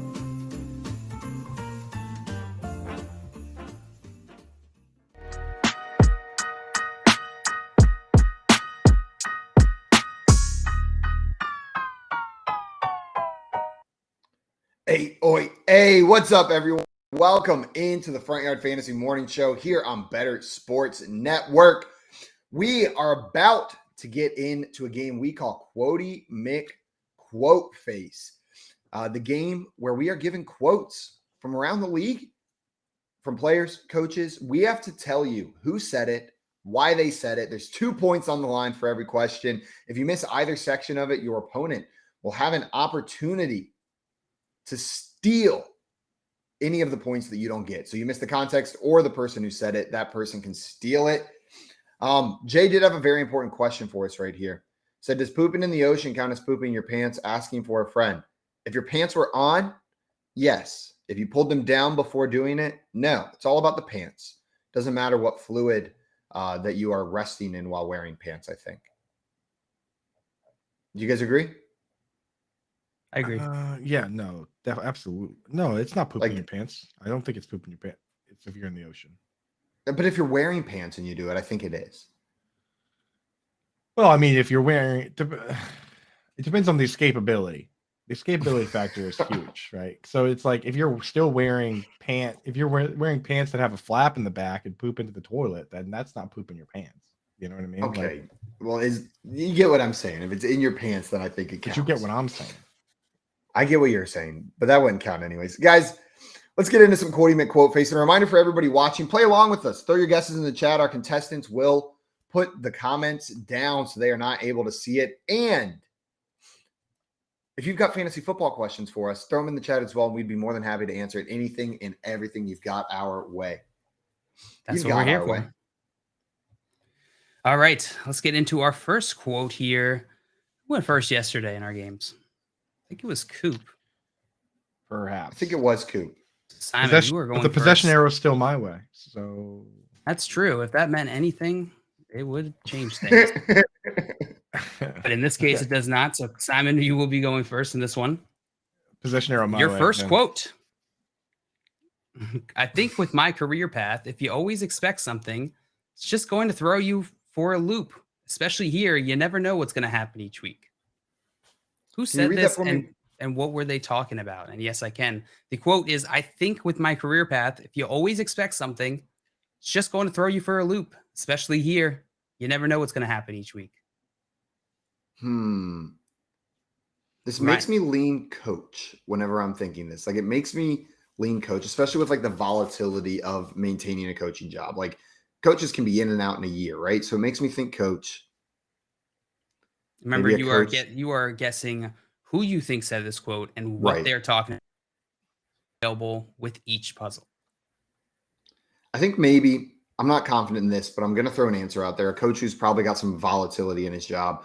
It's going to be interim head coach of the Indianapolis Colts, Jeff Saturday, talking about his future in the NFL and saying there's a lot of volatility in this job. We'll see what happens in the future. I think he's been pretty open about being open to whatever possibilities present themselves. Simon, Jeff Saturday talking about his future in the NFL is incorrect. I knew it. Dang it. Coop, you have the opportunity to steal here. Who said this and what are they talking about? Can we hear it just one more time? I'm trying to get the We vibe. absolutely can. I think with my career path, if you always expect something, it's just going to throw you for a loop, especially here. You never know what's going to happen each week. Yeah. So I think in this particular case, I think it is a coach, but it sounds like somebody who's a lifelong coach. Like Jeff Saturday's career path, I don't even know if he knew he was going to be a coach a couple months ago. It's a short path. Very short path. I'm gonna say this is Cliff Kingsbury talking about talking about his situation with the quarterbacks, kind of not knowing who's going to be playing quarterback and everything going on over there. Say it one more time, Coop. Cliff Kingsbury saying it, and he's talking about how they have had injuries to multiple quarterbacks, and it's been kind of been all over. Great. It's a great guess. It is a great guess, Coop, but it is wrong. Wrong. We got some guesses in the chat. Steve Wilkes from the Panthers. Albert said Jedi said Derek Carr on how their game ended. Jay said Geno Smith. Man, good guesses. Good guesses. And that's a good reminder. Play along in the chat. We love it when you play along. Yeah. The answer to this, the person that said this, and what they were talking about, it was Nick Foles talking about being named the starter for week 16. That makes a lot of sense. His career path is a weird one. He's been true, yeah. Yeah. Super Bowl MVP Nick Foles. Is that who we're talking about here? That's exactly who we're talking about. Hero megastar. So nobody's going to get points for that one. But good try. Good try, guys. The guesses were very good. There were some good guesses. Before we get on to this next puzzle, we had a question here from Charles. First, he said, bring back Beavis and Butthead. Yes. He says, seriously, do we trust Ingram in the bad weather, or should he pivot to Dalton Schultz of the Dallas Cowboys? I hate this bad weather nonsense. I know. It adds a wrinkle into everything I want to do.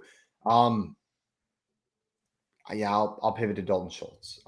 I think I will pivot to Dalton Schultz. That's a good enough option that I'll make that pivot to avoid the weather. But that is like probably the last player I would pivot to.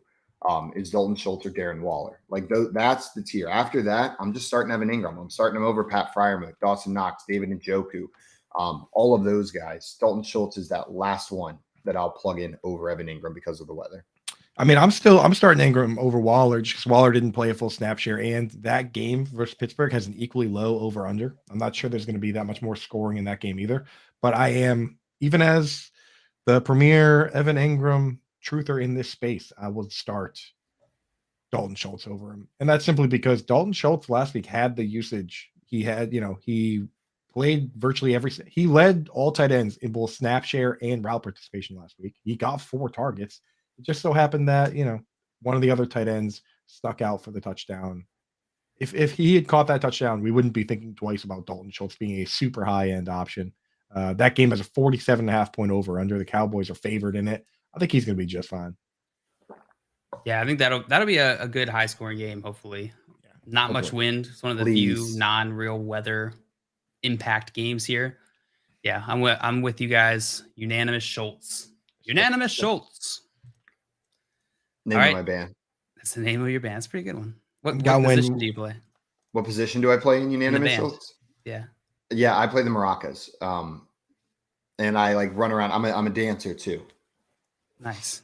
Yeah, that's what I'm You doing. can't play maracas and not be a dancer. Right? Just playing them is dancing. Yeah, exactly. I'm playing the tambourine, and every show I'm just competing with Simon to see who can be more prominent. Like we're a band of only backup percussion instruments. Yeah. We have no main instruments. It's like someone else has the triangle. I'm xylophone. Oh, you got the xylophone, and then J-Wall plays the slapstick. The slapstick. We have a triangle and an electric triangle. For our acoustic songs versus our more edgy songs. Exactly. Yeah. Before we get into our next puzzle here, we also have a question from Victor. Said, I need a tight end bad too. I have Ingram and Njoku who have the bad weather situations here. Do I pick up Noah Fant, Daniel Bellinger, Trey McBride, Taysom Hill, or Cade Otton to start over Evan Ingram and David Njoku this week? I'm rolling Evan Ingram out there. Like I said in the last one, I still think he's a good option even in the bad weather. And that line of where to start him is pretty high up. He's like a top 6, top 7 tight end for me this week. None of the names you mentioned, like, yes, Evan Ingram has the bad weather, but those guys have bad roles in their offense. Bad talent. Know what I mean? Like the effect on them isn't temporary from the weather. So I'm going to take the guy with the talent, with the targets in the bad weather. What about you, Coop? Does Noah Fant entice you at all? No. This KC Seattle game? He gets a little bit of a boost, but the problem for Noah Fant hasn't been the wide receivers as much as it's been Will Disley. They split the snaps. In fact, a couple weeks ago, Will Disley ran more routes than Noah Fant. So I don't think that all of a sudden, it doesn't all of a sudden change. It boosts Marquise Goodwin, but maybe he gets an extra target or so, but he needs the snaps. He doesn't. It's the splitting of the snaps that's the problem for Noah Fant. So I look at it. You do have him some enticing options here. I'm not going to start Taysom Hill or Cade Otton if I have those other guys available. Daniel Bellinger, kind of an interesting spot because, when he's been healthy, he plays 95% of the snaps, and he got 5 targets, caught all 5 of them in the 2 games where he played the full games. He's dealing with a little rib injury, but last week he played 97% of the snaps. It was a bad matchup, so he didn't do well, but this is a good matchup. And we talk about escaping the weather. It's supposed to be very windy in Minnesota, but they play in a dome now. So the 17, 18 mile an hour winds can't affect them there. So I kind of do like Daniel Jones there. I'm going to start Evan Ingram personally over Daniel Bellinger. I said Daniel Jones just now, I believe, but I think I would consider Daniel Bellinger over David Njoku, as crazy as that sounds. I'm probably still going to rank Njoku ahead, but get Daniel Bellinger into a DFS lineup. And while you're at it, start Trey McBride and one too. Yeah, I'm with Simon here. I'm going to go Evan Ingram on this one. He's the guy that stands out to me. The Noah Fant, I'm with you, Coop. I don't want to chase that touchdown. This touchdown. So two Evan Ingrams, and Coop, which one did you land on? My rankings are likely going to. I'm going to finalize them today and tweet them out. They're subject to change. Sometimes when I do my research, I've come across different things, and my final decisions end up being a little different. And I update them on Sunday too, or I'll update them on Saturday too. So I can change. But as of right now, I rank them Ingram, Njoku, Bellinger, McBride, and then Otton, and then Fant, and then Otton. Awesome. And then, all right, so let's get into our next puzzle here. Coop, you're going first on this one. Give credit to him. He's got to take care of the ball in the pocket, and he's got to be the one to make good decisions when he's under pressure. I think Shea has done a really good job with him in the quarterback room. We try to do things that accentuate his strengths. Who said this, and what are they talking about? I got to hear it one more time. Sorry, that was too long. Give credit to him. He's got to take care of the ball in the pocket. He's got to be the one to make good decisions when he's under pressure. I think Shea has done a really good job with him in the quarterback room. We try to do things that accentuate his strengths. You're guessing who said this and what they are talking about, Coop, for 2 points. Yes, I think it's a coach. The thing is, I am trying to think of what quarterback coach's name is. Shea Patterson. Seamus O'Finnigan. Seamus O'Finnigan. Yeah.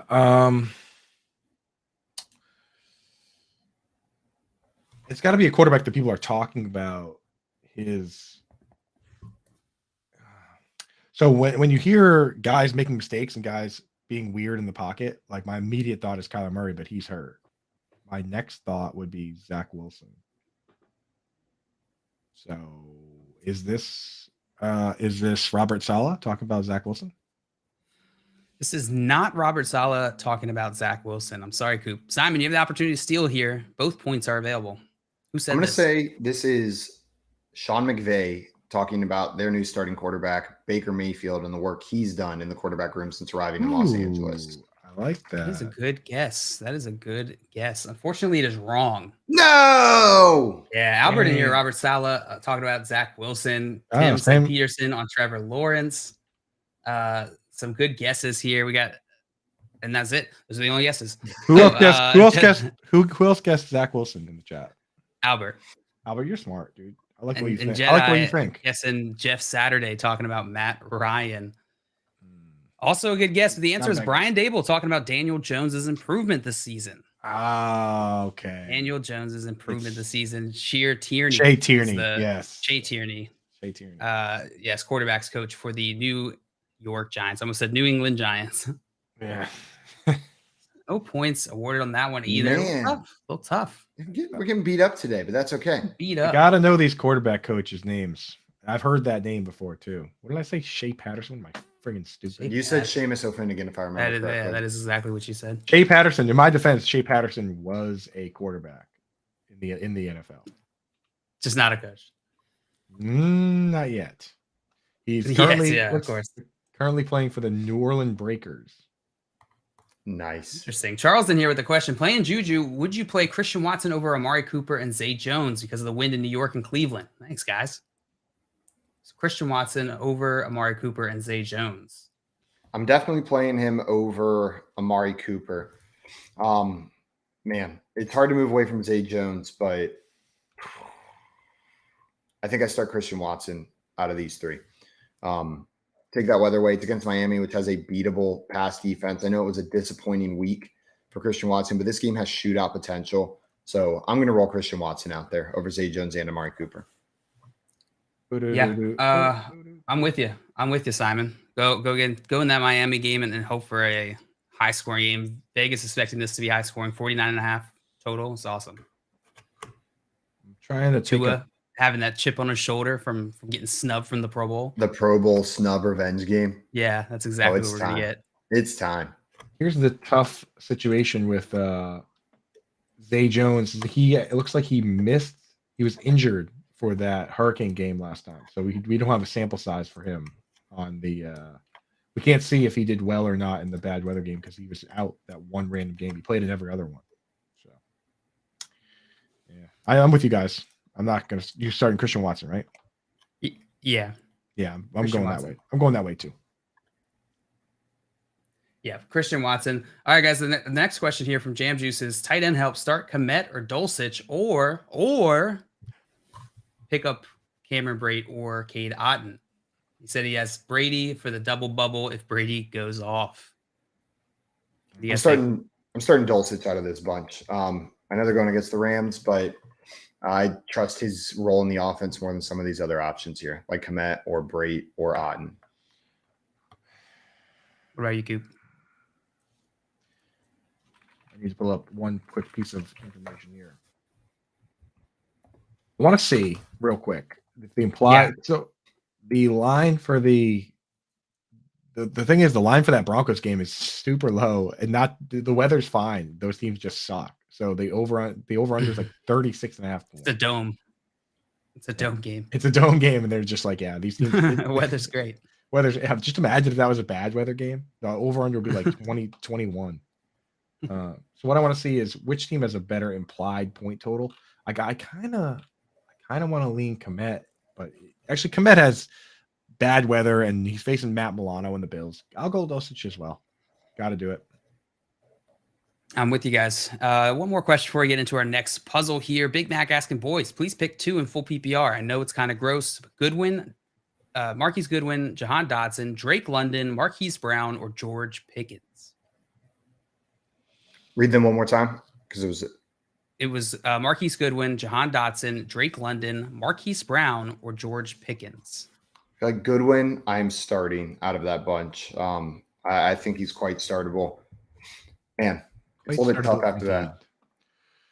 Yeah. So Dotson immediately jumped out to me, but he has a tough matchup with the 49ers. I'm not going to start Drake London with Desmond Ridder at quarterback. No, I think for me, it's going to be, man, I don't want to start Marquise Brown with Trace McSorley, but I think it's Marquise Brown with Trace McSorley and Marquise Goodwin. I think you're starting both the Marquises. Double Marquise. It's got a nice ring to it. I'm in on that too. Honorable mention to George Pickens, though. I think he'll have a fine game against the Raiders. Yep. Yeah. All right. Go with the Marquises, though. Go with the Marquise, the double Marquise here. Score is still 0-0, fellas. It's anybody's game. Simon, you were going first in this one. Let me close the comments over here. What was the chat? A double Marquise sounds like a drink you would order or something. Like it sounds delicious. A fancy drink. Oh, give me a double Marquise on the rocks. You know, there's grenadine in that. That's 100%. And I'm drinking it. That's the one you would order, and then the guy next to you, he was going to order a beer, but then he's just like, "I'll have a double Marquise as well." That sounds good. It's like cheers. Cheers. I was going to order a Bud Light Platinum Lime, but I'm going to get a double Marquise as well. Random question for you guys: what flavor is grenadine? Grenadine flavored. Green. Like they put it in your drinks, right? It's supposed to be like they make like cherry Coke and cherry Sprite out of all of that. They put it in there. It's made from pomegranates. I always associated it with cherry, but it is a pomegranate syrup. I thought that might be where you were going with this, because I feel like this maybe like the obvious choice here is that it's cherries, because it's always with cherries in like a Shirley Temple or Dirty Shirley. But I don't know if it's cherry flavored. That makes pomegranate doesn't make sense. They're basically the same thing, right? Yeah, basically the same. A pomegranate's just a lot of little cherries inside a ball. Yeah. Same thing. Same thing. Was that our next quote? Was it about that? Was it? It was about pomegranates. Here goes. Here's your next quote. I think you just have to ask coach. Obviously, we have a plan for the end of the game and just didn't do a good enough job here. So I have to watch the tape and get better and do all the things we don't even have to be in that situation. Give it to me one more time. I think you just had to ask coach. Obviously, we have a plan for the end of the game and just didn't do a good enough job there. So I have to watch tape and get better and do all the things so we don't have to be in that situation. Okay. This makes me think it's about the end of that Patriots-Raiders game, but that it's not one of the guys who did the bad play at the end. That was the one lateraling the ball. That it's talking about avoiding that situation altogether, which makes me think it's the guy who's running the offense. I think this is Mac Jones talking about losing that game to the Raiders off of the craziest lateral play we've ever seen in NFL history. Simon, you're going with Mac Jones talking about the lateral play that lost them the game this past weekend, correct? That's 100% what I'm going with. You are absolutely correct, Simon. You're going to get 2 points on this one. This was Mac Jones. That's what I was going to say too. And if you were wrong, I was going to say Derek Carr, because it had to be about that game, right? One of the two. It had to be. It had to be. So Simon, you were going to get 2 points on that one. And Jay in here asking, what flavor is a Gingy Whisker Whale? Delicious flavored. That's what. Number 1 flavor. And Tim guesses Mahomes on going overtime with the Texans. It's not a bad guess. That's fair. They should not have gone to overtime there. Yeah. Should not have. Well done, Simon. That's going to put you in the lead here. 2 points. Coop, you will have an opportunity to tie Simon here. And then I think we're going to do something a little new. What? Stay tuned. I don't like change. Too bad, isn't it? Too bad. You got Oi. We're starting Dalton shouts. Dalton shouts. Harry Potter. Harry Potter, Dalton shouts. All right, let's get back to it. Who said it? That's all I got. All right, Coop, here's your next quote here. They were sort of in a rush to get the card put together, so we just found a picture of Nick and I. Then we had to throw it in Alfredo. And then we had to throw in Alfredo separately of him holding the Mexican flag, so it was sort of put together last minute. But I'm honestly glad the way they turned out. Yeah, it was great. Great Christmas touch. Okay, give me that again, dude. They were sort of in a rush to get the card put together, so we just found a picture of Nick and I, and then we had to throw in Alfredo. separately of him holding the Mexican flag. So that was sort of put together at last minute. But I'm honestly glad the way they turned out. Yeah, it was great. Great Christmas touch. Who Okay. said this, Coop, and what are they talking about? This is somebody talking about their Christmas cards. And Alfredo sounds like a pet. And Nick. I will say Alfredo's a real name too. It could be a human. We know an Alfredo. Not Alfredo. We do, Alfredo Brown. And then Nick, so this is maybe someone's wife.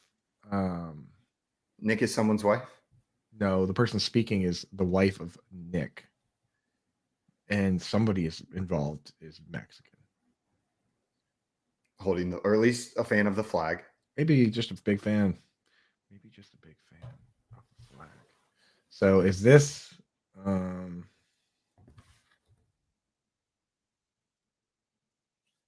what's it gonna be? Is this I don't know. Dude. Is this Dear Nick? Lord. Is this Nick Foles' wife talking about Christmas cards? This is not Nick Foles' wife talking about Christmas cards. Simon, you had the opportunity to steal here. Okay. I think this is going to be players that did a funny Christmas card together. Like where they threw something together and it's not going to be a family. But it's not talking about a Christmas card, or I would have got a point.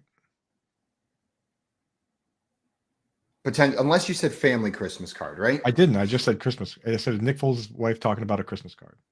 Yeah, not talking about a Christmas card. Then can you give me the quote one more time? All right, I'm trying to figure out how to communicate this without giving anything away, but don't make any assumptions. All right. Like I'm just saying I'm not giving you the point on that one, but I wouldn't make any assumptions there. Okay. And if I say the same thing and it's wrong, that's my own fault. Right. All right. Let me read it one more time for you. They were sort of in a rush to get the card put together. So we just found a picture of Nick and I, and then we had to throw in Alfredo, separately of him holding the Mexican flag. So it was sort of put together last minute. But I'm honestly glad the way they turned out. Yeah, it was great. Great Christmas touch. Great Christmas touch. Okay. This is Bradley Chubb talking about him and his cousin Nick Chubb putting together a photograph for the month of December holiday calendar that they're sending out. They're sending out a calendar for next year, and they were in charge of the December picture. And maybe they got a friend named Alfredo or a pet named Alfredo that they had to get in there in the photo with them. But I think this is Bradley Chubb talking about getting that photo taken between him and his cousin Nick over the holidays for a calendar. Simon, that is incorrect on both pretty accounts. good guess. I feel like I feel like Simon should get a point just for how ridiculously that was very elaborate built out. and possible that guess was. Yeah, that was very built out. This was Brock Purdy talking about creating a Christmas card with his roommates. Nick Mullins, is that his roommate? Nick Bosa? I have no idea. Nick? I have no idea. Nick O'Finnegan? Nick O'Finnegan. Shay O'Finnegan. Yeah, Brock Purdy talking about creating a Christmas card with his roommates. Some good guesses, though. So I Tommy was said wrong. 49ers lineman cards. So I was wrong when I said it was a Christmas card. Yeah, I didn't think that was specific enough because they in the quote, and I was looking for creating a Christmas card with his roommates. The other day, you gave Simon the most ridiculously easy point possible with the same situation. That's very likely. Yeah, I never promised to be fair. Unbelievable. That's unbelievable. Simon, you know the one I'm talking about, where it was literally like it's escaping me. Yeah, it was like yeah. We do a lot of these shows. We talk about Russell Wilson, and then you were like, it's a coach who's talking about Russell Wilson, and you were like, okay, yep, like. Hey, sometimes the alley-oop you get thrown is right over the rim, and sometimes you got to reach back to slam it. And that one, JL just tossed, like whoever came up with the quote just set it up for me perfectly. The bias is true. The bias is real. This is going to come out in Ani Kupi's text message today when we text about the show. She's gonna remember you guys, the Clemson guys, teaming up against me once again, getting teamed up on. Once again, you like it. Kyrie in here with a question: full PPR, pick one: Cole Kmet, Gerald Everett, Johnson, or Otten. I'm not answering, and I refuse to answer questions until I am allotted the point that I deserve. Okay, yeah, I could give you a point. You'll still lose, though. Let's see. I'm going to go with – this is tough. Man, this is gross. I don't want to start Everett out of this bunch, but I think it's Everett or Kmet for me, and I'm probably leaning Gerald Everett. Juwan Johnson there. I was like, who the heck is Johnson? Can't start Juwan Johnson in that game, though. He's playing in that Browns game. Yeah, the 31.5 total game. 32.5 now. Yeah, Gerald Everett has a decent matchup. The problem is if you need floor, like if you just need the safest possible play, it's Gerald Everett. If you need upside, it's Cole Kmet. Because there is a world where even in the bad weather, they just end up throwing short passes, which is where Cole Kmet lives. And Cole Kmet plays 100% of the snaps, whereas Gerald Everett plays like 70% or less in virtually every game, and he's like the fourth target on the team, fifth at bet, you know. But so the safe plays Everett. If you need the upside, go Kmet. Don't start Juwan Johnson or Kate Otten. They're out of the question. Yeah, go Everett here. What about you, Simon? Yeah, I said Everett, and then it's close with Kmet. I agree with Coop. Kmet's the upside play. Everett's the safe play. I think in my rankings, I'm going to have Cole Kmet ahead just because he has higher upside. Gerald Everett is in a bad spot now that everyone's healthy. He said he needs 8 to 12 points. That's it. They start Gerald. Does that make you? Yeah, I'm rolling Everett. All right. Well done, Simon. You will win this game of Quotey McQuote face. Well done. Much to chagrin. 2-1. 2-1. 1 with an asterisk, 0 in parentheses. I mean, if the possession arrow is gonna ever mean anything, today would have been the day. That's probably a good point. Yeah, could have been beef, but then Coop, you also would have wasted it because it would have just been 1 point in a meaningless 1 point. You lose by 1, it's the same as losing by 2. Guys, coming up, we've got some hypothetically and then some Thursday night football predictions that we're going to run through. And if you enjoy what we're doing over here, you guys should go over to our YouTube channel on Front Yard Fantasy. Hit that subscribe button. Make sure you don't miss any of the games we're playing, the questions we're answering, or the shenanigans we're getting into on our YouTube channel, Front Yard Fantasy. Hit that subscribe button and check out what we've got going on over there. Right now, you're listening to the Front Yard Fantasy Morning Show here on Better Sports Network.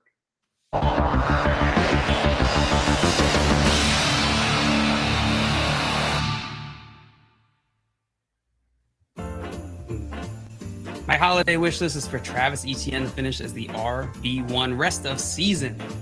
That injury's got to be nothing, and Josh Jacobs needs to be a top 3 running back down the stretch. I need the Broncos to finish with a better record than the Raiders. Otherwise, I need to eat a tomato live on camera like it's an apple. I want to win my home league. I've only won it once over the last whatever it is 6 or 7 years, and these are all of my buddies from high school and college, and they love to harass me when they beat me. Ooh, fantasy expert, you can't win our league. For this holiday season, I'd like to be in the winning margin. I'd like to be on the winning side of side totals and props. I think that's really why we're in the business. So Jamar Chase is coming back from the hip issue. Let's hope he performs like that wide receiver 1 and leads me to the championship. I need you, Jamar. Come on, let's go. I am the sucker that still owns Russell Wilson in a 2 QB league. Here's all I ask. And it's like a lot of Christmas wishes. It's kind of a long shot. You don't expect it. It wouldn't be something you wake up and say it's going to happen. But Russell Wilson, I only need like 80% of your career norm. I need the Falcons to run the table so I can win my Arthur Smith as Coach of the Year bet, which is not looking amazing right now, but you never know. The Dallas Cowboy World Championship future cashes in 2023.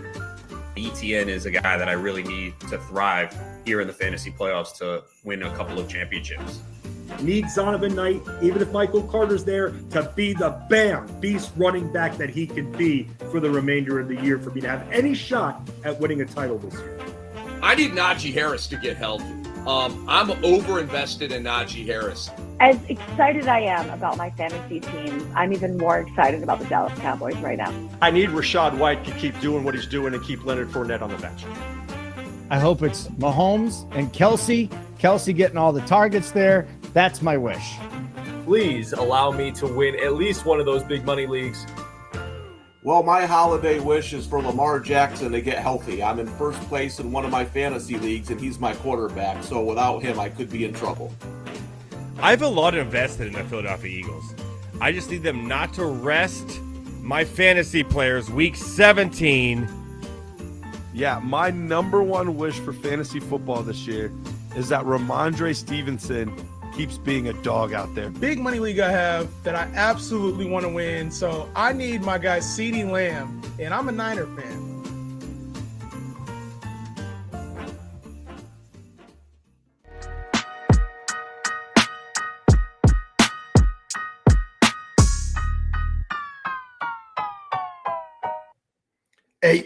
Hey, what's up, everyone, and welcome back into the Front Yard Fantasy Morning Show here on Better Sports Network.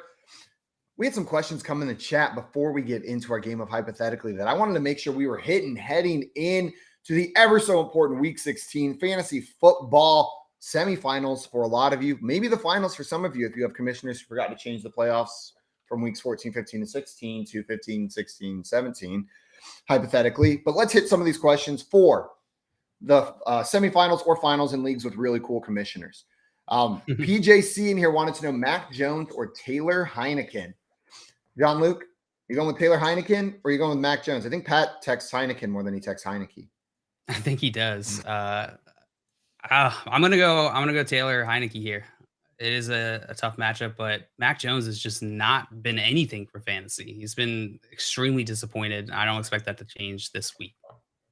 I think the difference maker here is that there's a real possibility that Mac Jones could get benched, man. It's getting that close to where, Belichick didn't even sound that committed when they talked to him. So at least Heineke is going to play the whole game. Mac Jones could come out and throw one interception and get benched, and then you get negative points. So you got to start Taylor Heineke. It's Heineke for me as well. We're going to roll Heineke out there out of those two options. Charles wanted to know full PPR. Jacobs, Pollard, Kamara, and Hunt. If Chubb is out, who sits? So I'm guessing has to sit one of those guys. If Chubb is in, it's clearly Kareem Hunt. It could still be Kareem Hunt if Chubb is out. But in that game, that bad weather game, maybe you want to lean on the running back. John Luke, which one of these backs are you benching? Yeah, Kareem Hunt definitely if Chubb plays. And otherwise you don't have to make a choice? Or no, if Chubb doesn't, they have to make the choice either way. Those are their four running backs. They don't have Chubb. They don't have Chubb. Okay. Right. That's the difference. I thought they had Chubb. Kamara is the one that I was missing. Yeah. So in this case, you're definitely starting Josh Jacobs. You're definitely starting Tony Pollard. And then I'd just go Alvin Kamara. I wouldn't even worry about the Chubb Hunt situation. Because it's like Alvin Kamara also plays in that bad weather game. They're playing against each other. So it's like, would you bench Alvin Kamara for Kareem Hunt? So for me, you're not benching Jacobs. If anything, if you want to go for the highest possible upside, maybe the guy you bench is Tony Pollard. Because if Chubb is out, he's the only one of those guys that's splitting carries. The other three guys would be the starters. But Pollard's been so good that it's kind of hard to bench him too. So you're in a good situation. And I think the smart thing is probably just to plan to not have Kareem Hunt in the line. I'm with you. Either way, I think Hunt is ending up on my bench. Also, real quick, I remembered what that bogus point was that Simon got. That was the easiest one of all time. The quote was it was like a quote from somebody talking about giving condolences to Coach Mike Leach's family. And Simon said he picked some random player and said talking about Mike Leach. And Mike Leach's name was in the quote. And you were like, 1 point for your great detective work on Mike Leach being the topic. So just want to make sure. Stand by it. That was great. That was fantastic detective. I want to make sure that if he had gotten that wrong, it would have been really embarrassing. Don't hate the player, hate the game. Right. I wanted to make sure that was the players and the games on the personal. I want to make sure that was on record. That was worth a point. But talking about a Christmas card when it was them talking about a Christmas card, that's not worth a point. No, don't want to be petty. Just wanted to make sure that's on record. That's on record for everybody out there. That is correct. You are absolutely correct about that. And I stand by it. 49ers on this next one. We had a question from, I read it instead of his name. I meant Zaz asking Niners defense or Bills defense this week.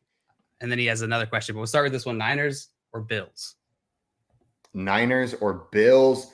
So the Niners have Washington and the Bills have Chicago. Give me the Niners. Yeah. One of the best defenses with a great lineup. Yeah, give me the Niners. We're like, start Taylor Heineke. And they were like, give me the Niners. But that was like start Taylor Heineke or lose was what the question asked.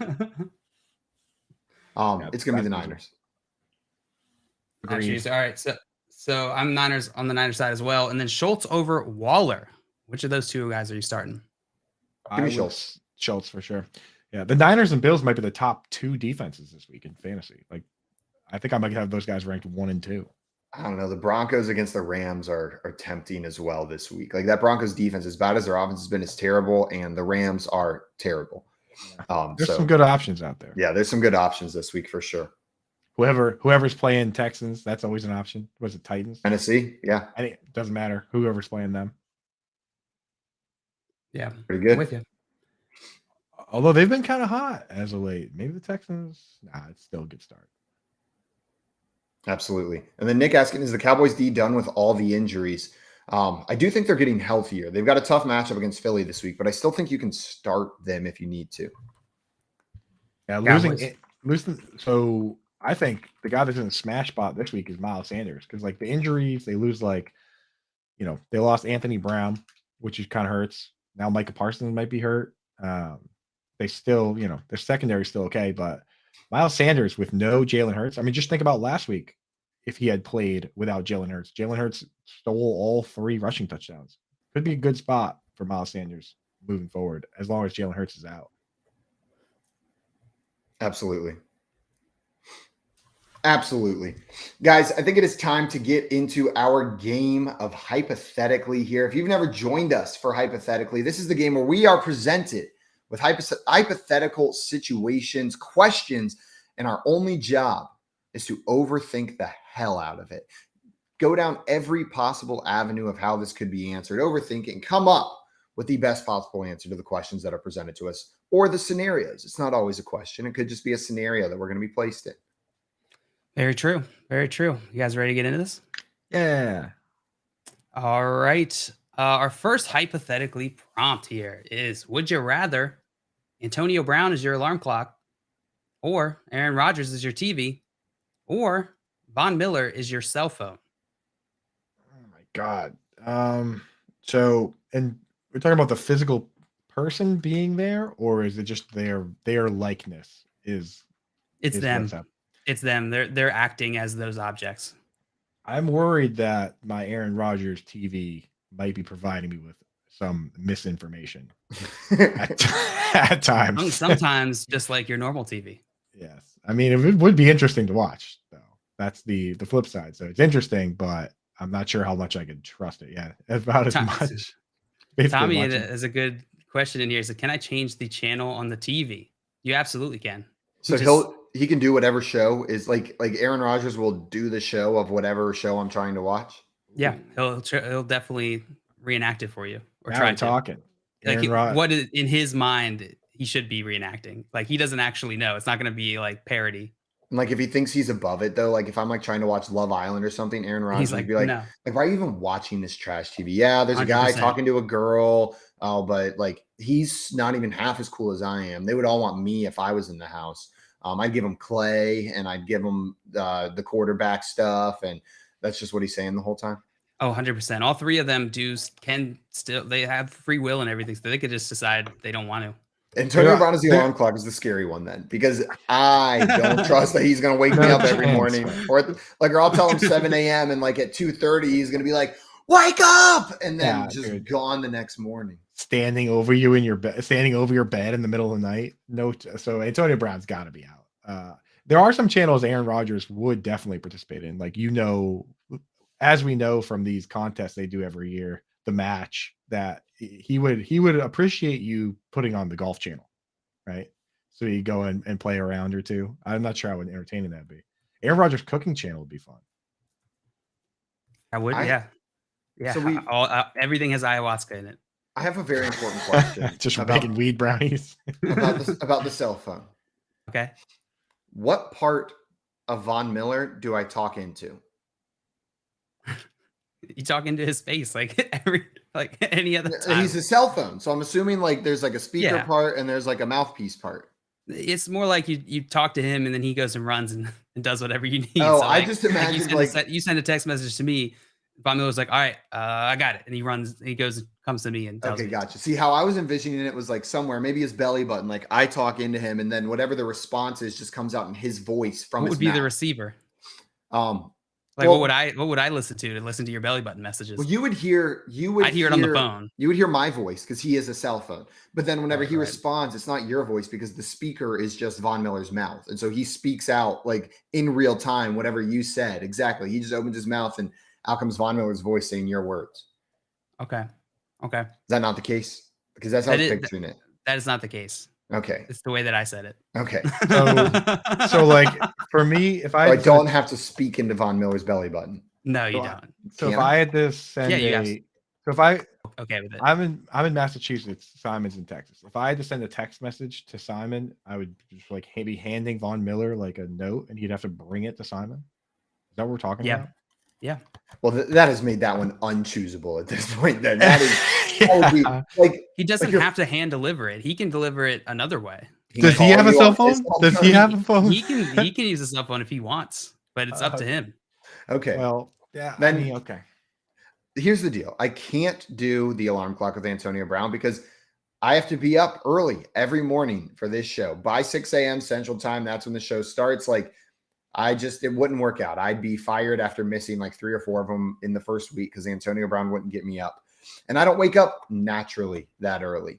The TV was the first one that I was like, no way. But now that we're talking through it, like, I don't know, man. It's just going to ruin it. It's going to ruin TV. Aaron Rodgers, I don't want to hear your opinion on the House Hunters International houses that they're looking at. I want to form my own, Aaron Rodgers. Your view of homes is probably distorted from your NFL salary. So I don't need you telling me if this person likes their new house in Granada or not.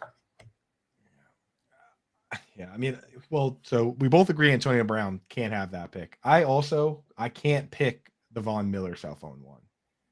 Because Von Miller he has too many friends in the league, and it's my job to talk about football. I talk to you guys, I talk to John and Pemba, I talk to a lot of people for my job about football, and sometimes that involves saying negative things about Gabe Davis or Odell Beckham Jr. or any of the Broncos or Rams or Bills, and he would just tear those messages up. He wouldn't pass those along. He'd probably beat me up if he heard some of the things that I've said about Gabe Davis.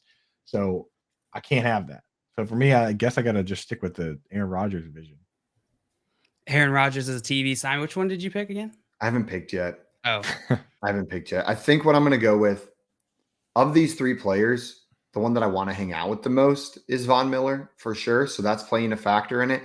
And it seems like the one where like the use is the closest to what I'm used to. Know what I mean? Like, yeah, it's annoying having to go through another person, especially if it's like midnight. Like, sorry, Von, I got to send a text message over here.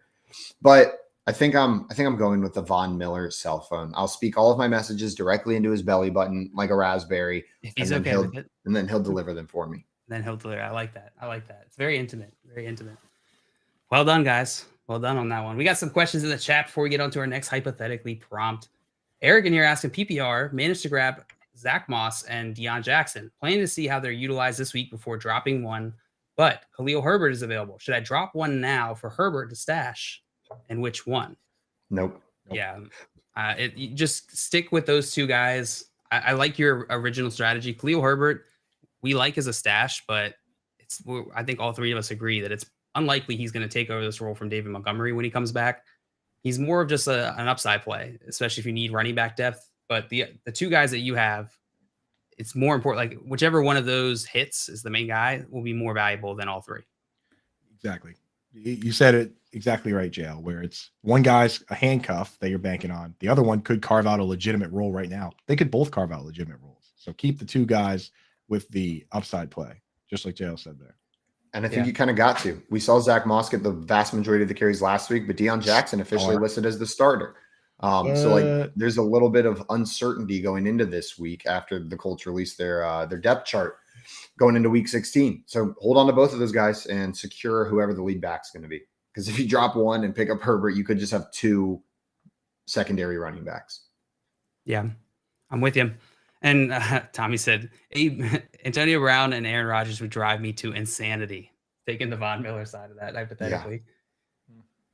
Good question, Eric. And then we got another question here from Frank the Tank. What up, Frank? Said, need 2 running backs, 2 wide receivers, and a flex. Miles Sanders, Aaron Jones, DeAndre Swift, Pacheco, Walker are the running backs. And then the wide receivers are A.J. Brown, Mike Williams, Pittman, Olave, and Watson. So need 2 running backs, 2 wide receivers, and 1 flex. Let's start by crossing some obvious ones off the list and getting them in there. I'm definitely starting Miles Sanders, and I'm definitely starting Aaron Jones. Those are the 2 running backs that immediately stood out to me. Those guys are in. Now, are there any wide receivers, JL, that really popped to you where you're like, I'm not going to sit this guy? Yeah, AJ Brown. You cannot bench AJ Brown. So we have Sanders, Jones, and AJ Brown in. So now we need 1 wide receiver and 1 flex. Olave's banged up, so I'm going to cross him. Like, he's showed up on the injury report. Terrible game. It's a weather game. It's a weather game, so you can just take him right out. I'm not going to start Michael Pittman with first game with Nick Foles either, I don't think. Right? Did you guys see like Nick Foles has been with the practice squad basically all season? Like he hasn't gotten any first team reps all season. Yeah, I'd be hesitant to start him this game too. He's been running the scout team. Right. He's be throwing Ashton Doolin. Probably. Yeah, I think I'm rolling Mike Williams out there. It's close between him and Christian Watson, but you know what?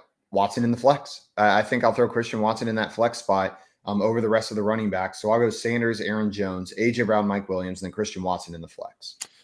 Pacheco is so appealing against the Seahawks, though. It would be Watson versus Pacheco for me, but I think Watson has the higher upside just because McKinnon's played so well. Plus that Green Bay Miami game has shootout potential, 49.5 point over under, and the spread's only 3.5 at home. So they're predicting Green Bay to put up a fight. JL? Yeah, the Kansas City Seattle one is a half point underneath that at 49, the total. So also shootout potential, more wind, a little bit more wind there. Yeah, the Chiefs are favorite, which is where Pacheco lives. The best situation for Pacheco is they're winning and they're running the football. So yeah, break the tie, JL.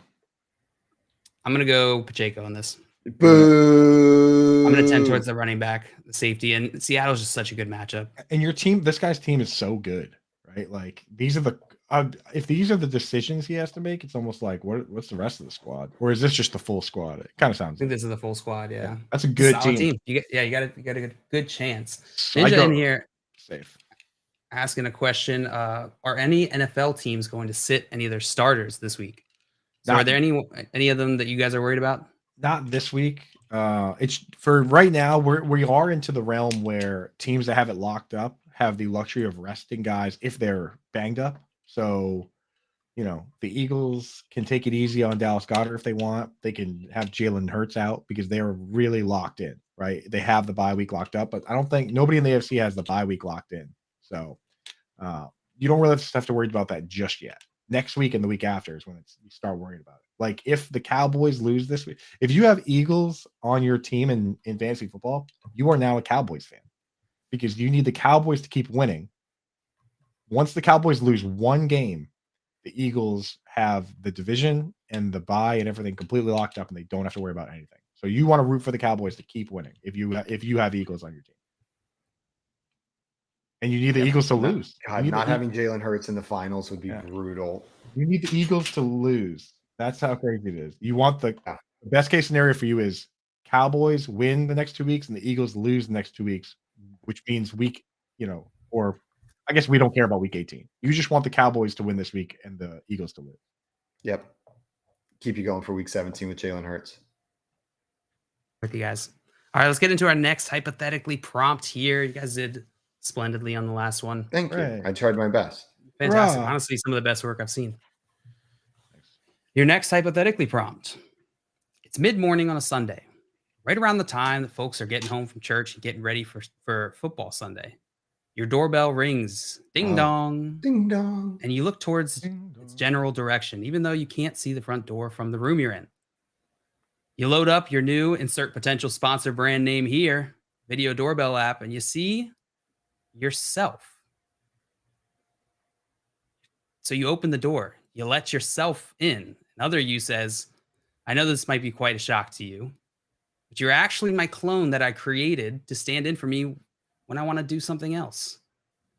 How do you figure out the truth and what do you do next? First things first. We're doing daps. Big hug. What's up, dog? So it's like, yo, what's up, brother? We bring it in, dude. We not even a question. Not even a question. Dude. We're like, what's up? You want a beer, dude? You want a beer? I'm like, I got all our favorites here. right? Because I'm assuming, his taste, but his palate is probably similar. I'm not sure how that works with clones. Now, I have to ask you then, JL, as the prompter of this hypothetical. This Coop, is he like me, or is he like a twin where we might have a lot of similarities, but there's probably a lot of differences as well? How's it work with clones? Typically, clones are exactly like you, but from the point at which they diverge, you can grow into someone else, right? Like you could that Coop could have different experiences that you don't have, so could be different. That for this Coop to be slightly different, I will say. I guess, but that doesn't mean that he's not the clone, right? If I've been doing all the stuff he doesn't want to do, I imagine this Coop's going to be like the man, because he's been doing a bunch of cool stuff, or maybe he's a jerk because he's been doing cool stuff. You don't know. You don't know at this point. Simon? Man, I think the first thing I'm doing, Coop, you immediately went in with love.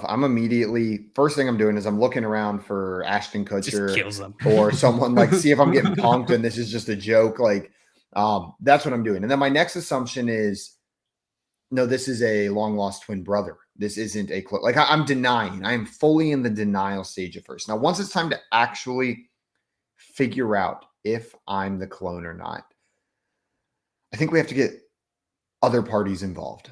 I think we have to get other parties involved here and not just have it come down to me, because how do I trust myself in this situation? Surely as the clone, I was programmed or created with artificial memories to make it seem like I wasn't the clone. If I was a clone, I wouldn't know I was a clone because it would be put in my head all of the artificial memories from before my creation. Is how I'm assuming this would work.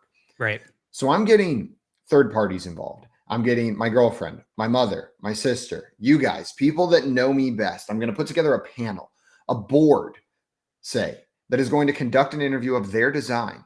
Like, so you guys get to design the test. Like, how do we determine which one's the real Simon? What's the Grunewald test? The people that know me best are going to design the Grunewald clone test. And I'm going to set them up on a panel. And me and the other person, we're just going to do the test as required. You guys want us to eat cheese and see what happens? We can do that test. You guys want us to play a Kesha album and see how many of the words we sing? We can do that test. Whatever you think is going to prove this, we'll do it. And then the results, I'll trust them.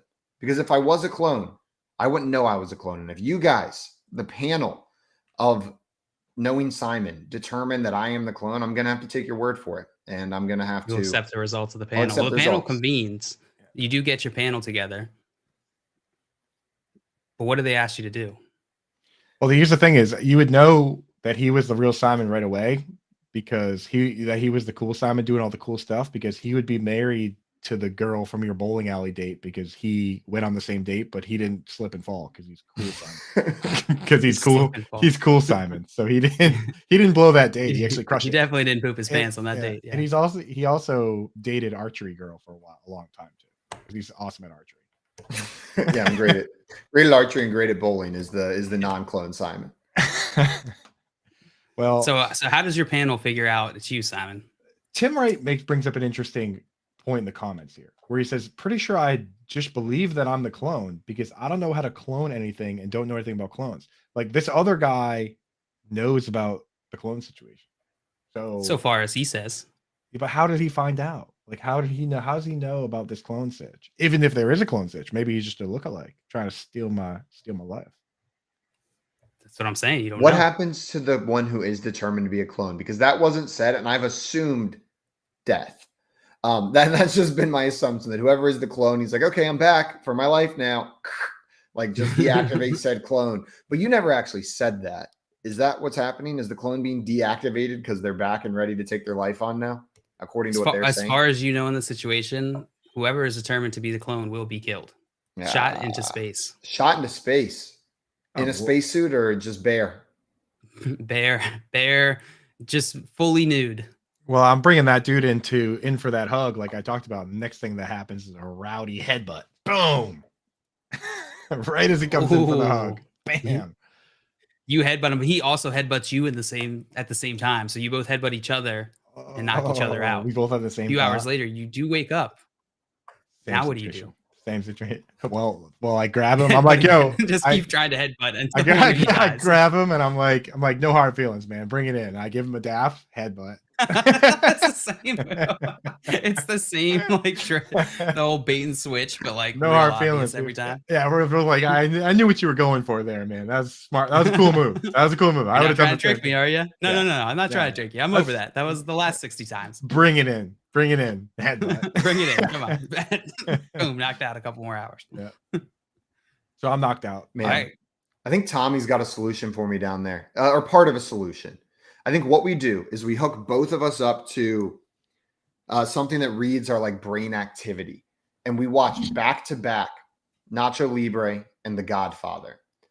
I do not think the clone will react more positively to Nacho Libre than The Godfather, but I think the real version will. I think clone technology can only go so far, and that level of just ridiculousness in a human's brain to prefer Nacho Libre over the classic like The Godfather can't be recreated in a clone. So they're gonna measure the brain waves, and whichever one, like while watching The Godfather, says like, "Oh, I love this movie," or has the brain waves just show like their excitement, they're involved more than Nacho Libre, that's the clone. Hey, Simon, I'm sorry to break it to you, bud, but if this is a world where one person is doing lame stuff and the other person is doing cool stuff, then you're getting sent into space. You're the one that's been watching Nacho Libre over and over again instead of The Godfather, dude. I think the cool side, It's the clone one that gets sent into space. It's the not the clone, cool one. It's not the cool one. It's That's the what I'm clone that saying. gets The sent into cool space. one has been watching The Godfather. Like, have you seen The Godfather? No. Then you're going to space, bro. See, the question is not them pick. It's not you guys picking which one you like better. It's determining which one's the clone. I think Coop, it's you're pretty, off the panel. I think okay? it's pretty clear at this point that if Both one of groups get them, shot into space, if the one of bare them's naked. been doing the cool stuff and one of them's been doing, the stuff that no one wants to do, the one that's been watching Nacho Libre has been doing the stuff that no one's been wanting. Your unwillingness to accept the subjectivity of me preferring Nacho Libre over The Godfather has lost you your spot on the Simon Clone panel. Shot into space. Simon, you do conduct this test, this Nacho Libre Godfather test, but really it is all a ploy for the panel. They slipped you cheese, both of you cheese, and everybody knows clones can't be lactose intolerant. Yeah, of course not. So it's just a race to the bathroom. Whichever one goes first, I'll win. we'll know is the real one. Yeah, I The don't other even one's need. shot in I don't space. even need that cheese. I'll win anyways. Nick in here said our clones would make us look bad. You can't clone the scars on the inside. Yeah. And Tim said, well, then I definitely want to be the clone for getting shot into space nude. Well done, boys. Well done on that one. And Coop, you two just knocked you both died. We're Because you killed still each in other. a perpetual never state of get out of there. headbutting each other. And you wake up at the exact same time every time and just go back into it. Just won't stop. You just come to and you both look at each other like, hey, boom, back down. Over and over again. Your wife Just- walks in confused with two of you laying down on the floor and just like sees that happen one time. It's just like, oh, And then at our joint funeral, both our wife, my wife and my clone wife, are both like, he died the way he wanted to go. Headbutting himself. Never ending headbutt off with himself. He always said that's how he wanted to go out. He always said that's the way he died, doing what he loved. headbutting a clone of himself. Headbutting a clone himself. I got in Hold on, trouble for boys. headbutting someone in high school one time. Actually, 2 times. Did I get in trouble? One You was didn't learn your on lesson? one was on the wrestling match, so that one doesn't count, I think. Like one was during a wrestling match, and the guy was just making me mad because he was stalling. But the other one, I was just joking, and I headbutted a guy in the chest. And then the next day at school, his mom, who was the librarian, pulled me out of class and said, "Hey, my son has a bruise on his chest. Can you not headbutt him anymore?" And I said, "You know what? That's an entirely reasonable request, and I apologize for headbutting your son." in Please the don't chest." tell on me. And then I never headbutt anybody in the chest ever again. Headbutting Oh, is such a it's such a dirty, gnarly move. There's no, I mean, it needs to be self-defense, the headbutt, because you can't be starting to fight with the headbutt. That's nasty behavior. Yeah, I wasn't trying to start a fight. I was just an idiot in 15 and just ran around doing stupid things like that. That makes a lot of sense. It does make a lot of sense.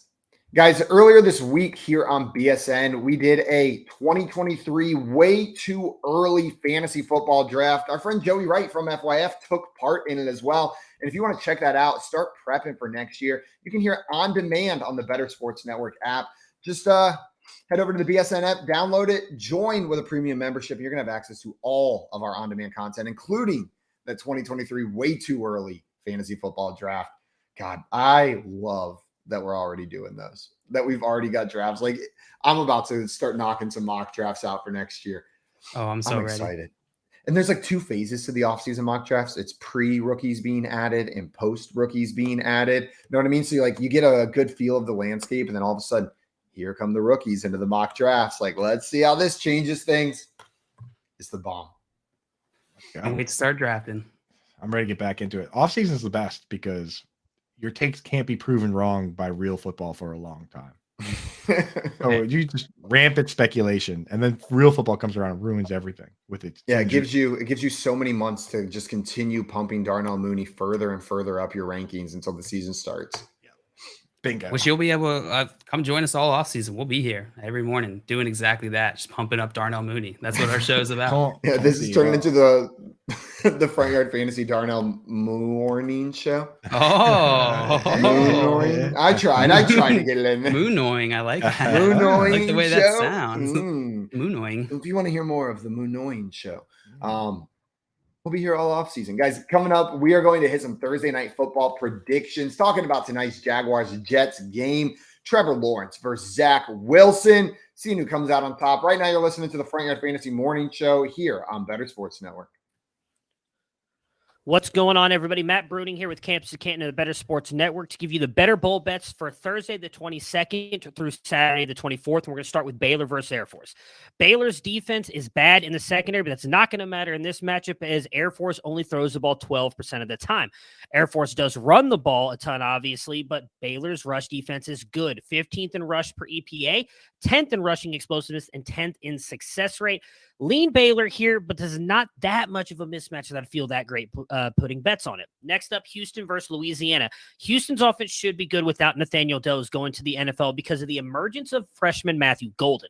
19 receptions, 335 yards, and 5 touchdowns over the last 4 games. They are 11th in both EPA per pass and passing success rate.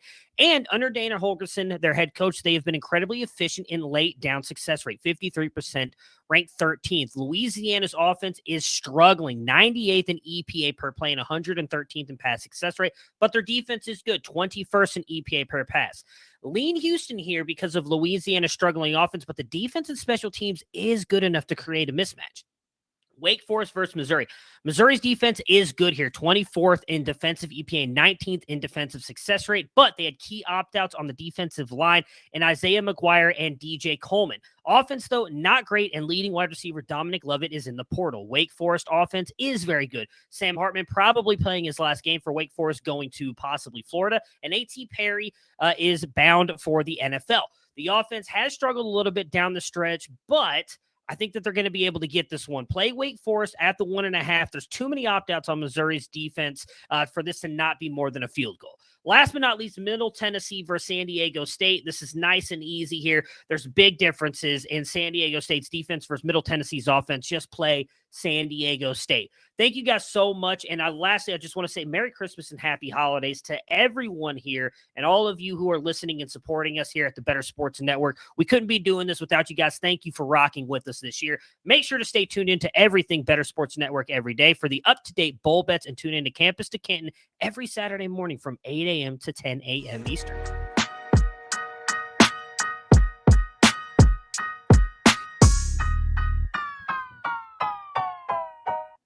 What's up, everyone? Welcome back to the Front Yard Fantasy Morning Show here on Better Sports Network. They're coming up with names for the Mooney Show all up in the chat. We got so many good options in there. Joey with Mooney in the mornings. Strong Style Ninja said the Mooney Show with Front Yard Fantasy and the chat. I like that. Featuring the chat. The chat is what you heard me say. The chat is undefeated. So, guys, I don't know if you noticed, but I forgot to put it up. Oh, look at that big boy. Look at that big boy. I finally got it yesterday. How did I not? Like, I didn't even look in your background. I think it's aggressive. It was like, yeah. It's like, I don't know why we picked the 4.5 foot tall trophy. Because we thought it'd be funny. And we all live, everybody lives in a different place. No one lives. We've got people in Maine in this league, Maine, Texas, Maryland, Georgia. Pretty sure this is the first time that trophy has ever changed hands. It has. The loser should have to pay for the shipping. Yeah, maybe we implement that. This has been with the winner of the 2018 league since 2018. And now it is switching it. We're not going to ship it. If you don't have a last place rule, that's not a bad one. Last place pays for the shipping to ship this monster trophy. This trophy was over $200, and we were like, "Yeah, this is the one we're getting for our league," because it is insane to throw it in there. My friend's wife, who I picked it up from, was so happy to get it out of their house. I was like, "Oh, like I can just get another time." She was like, "No, please take it." Spent a huge eyesore on their mantle. Nick in here has a league problem for us. He said, "I've been in this league for 6 years. And when the league added week 18, our commissioner extended our championship till week 18. I don't want to quit the league like a child. How do I get the commissioner to be reasonable? This is Bush League stuff." So I'm guessing he just changed it without like talking to everybody or putting it to a vote. Maybe he assumed because the season went longer that it would be changed. Was it week 17 as the championship before that? Whenever there was only 17 weeks, Nick? But either way, what do you guys think about this? Go, Joe. You got it. As I say, I think you should end the all season try and convince the league to not play in week 18 championships. Lay out your case if you want to stay in this league, right? Like, easy solution is just dip. Find another league. Right. But if these are your friends, but try and petition them or try and start getting the momentum going, and then the commissioner will have no choice if everybody else is saying it. And put it to a poll if you can, and just tell people, hey, go look at Twitter, go look at Reddit, see what people are saying on podcasts. The fairly unanimous consensus across the entire industry is that you should not start the playoffs during week 14 when there are still bye weeks, and B, you shouldn't have fantasy championship week 18 when there are guys that are going to be skipping games because they already have things locked up. And this year, more than any in recent memory, is looking like one where it's very possible that there'll be teams sitting guys, especially in that NFC East, where the Eagles might lock up the bye week, and then that means the Cowboys lock up a wild card, and neither team has really much to play for. So the same thing happens in every one of these leagues. People stick with the rule, and then eventually it creates a huge problem, and everyone complains, and they eventually have to change it anyway. So tell them it's counter to the purpose of the league, which is to measure which team is the best. Build up the team with the greatest chance of success. And, it doesn't always work out that way because, of course, there's variance, probability here. But by adding that week 18, it doesn't do that, right? Because all of a sudden, you're not really rewarding teams for making good decisions, being strategic. You kind of just throw out all the mechanics and you just go with a brand new one at the very most important week of them all. So, I don't think that there's really much of a debate around it. Nick said, he just said, quote, more football from the commish. Well, then why stop there? Keep playing into the playoffs all the way to the Super Bowl. Yeah, and if your players aren't playing in the Super Bowl, I'm sorry, that sucks. What gets me here, where it like bothers me and where like leaving the league is an option for me, is that it used to be week 16 when the season was 17 weeks long. That means he not only like just pushed it back a week, he changed the rules of the league without talking to you guys. Like if it had been week 17 as your championship before, and then they added week 18, okay, like it's the same thing. But for him to change that rule, here's what you got to do. Jail's right. You put it to a poll and you ask the commissioner, like, hey, can we vote on this in the offseason? Based on him changing it without talking to anybody, I'm not convinced the answer is going to be yes. He may be a power-hungry commissioner. And then if that's the case, that's when you walk. That's easy decision. He makes the decision for you. If he's a power-hungry commissioner, you go with Tim Wright's advice in the chat. Go full pirate mode. Ship him a box of poop. He says, cause a riot or mutiny. Usurp the power. Usurp the power. Make him walk the plank. Take over the league. Make him walk the plank. Hey, if you're gonna leave the league anyway, you might as well leave with a coup attempt. Right. Absolutely. Guys, I think we had a question in here about Daniel Jones in here. Oh, I just lost it entirely. So maybe we didn't. Let's see. Let me see if I can grab that. Either way, what do you guys think about Daniel Jones? I think he stinks, dude. What's his matchup like this week?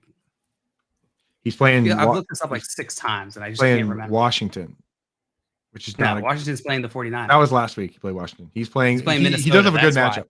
He does have a good matchup, but he's not good. That's the real problem. I think he's a back end QB1, high end QB2. So in one quarterback leagues, I'm maybe starting him depending on what options you have. There's likely a better option available to you.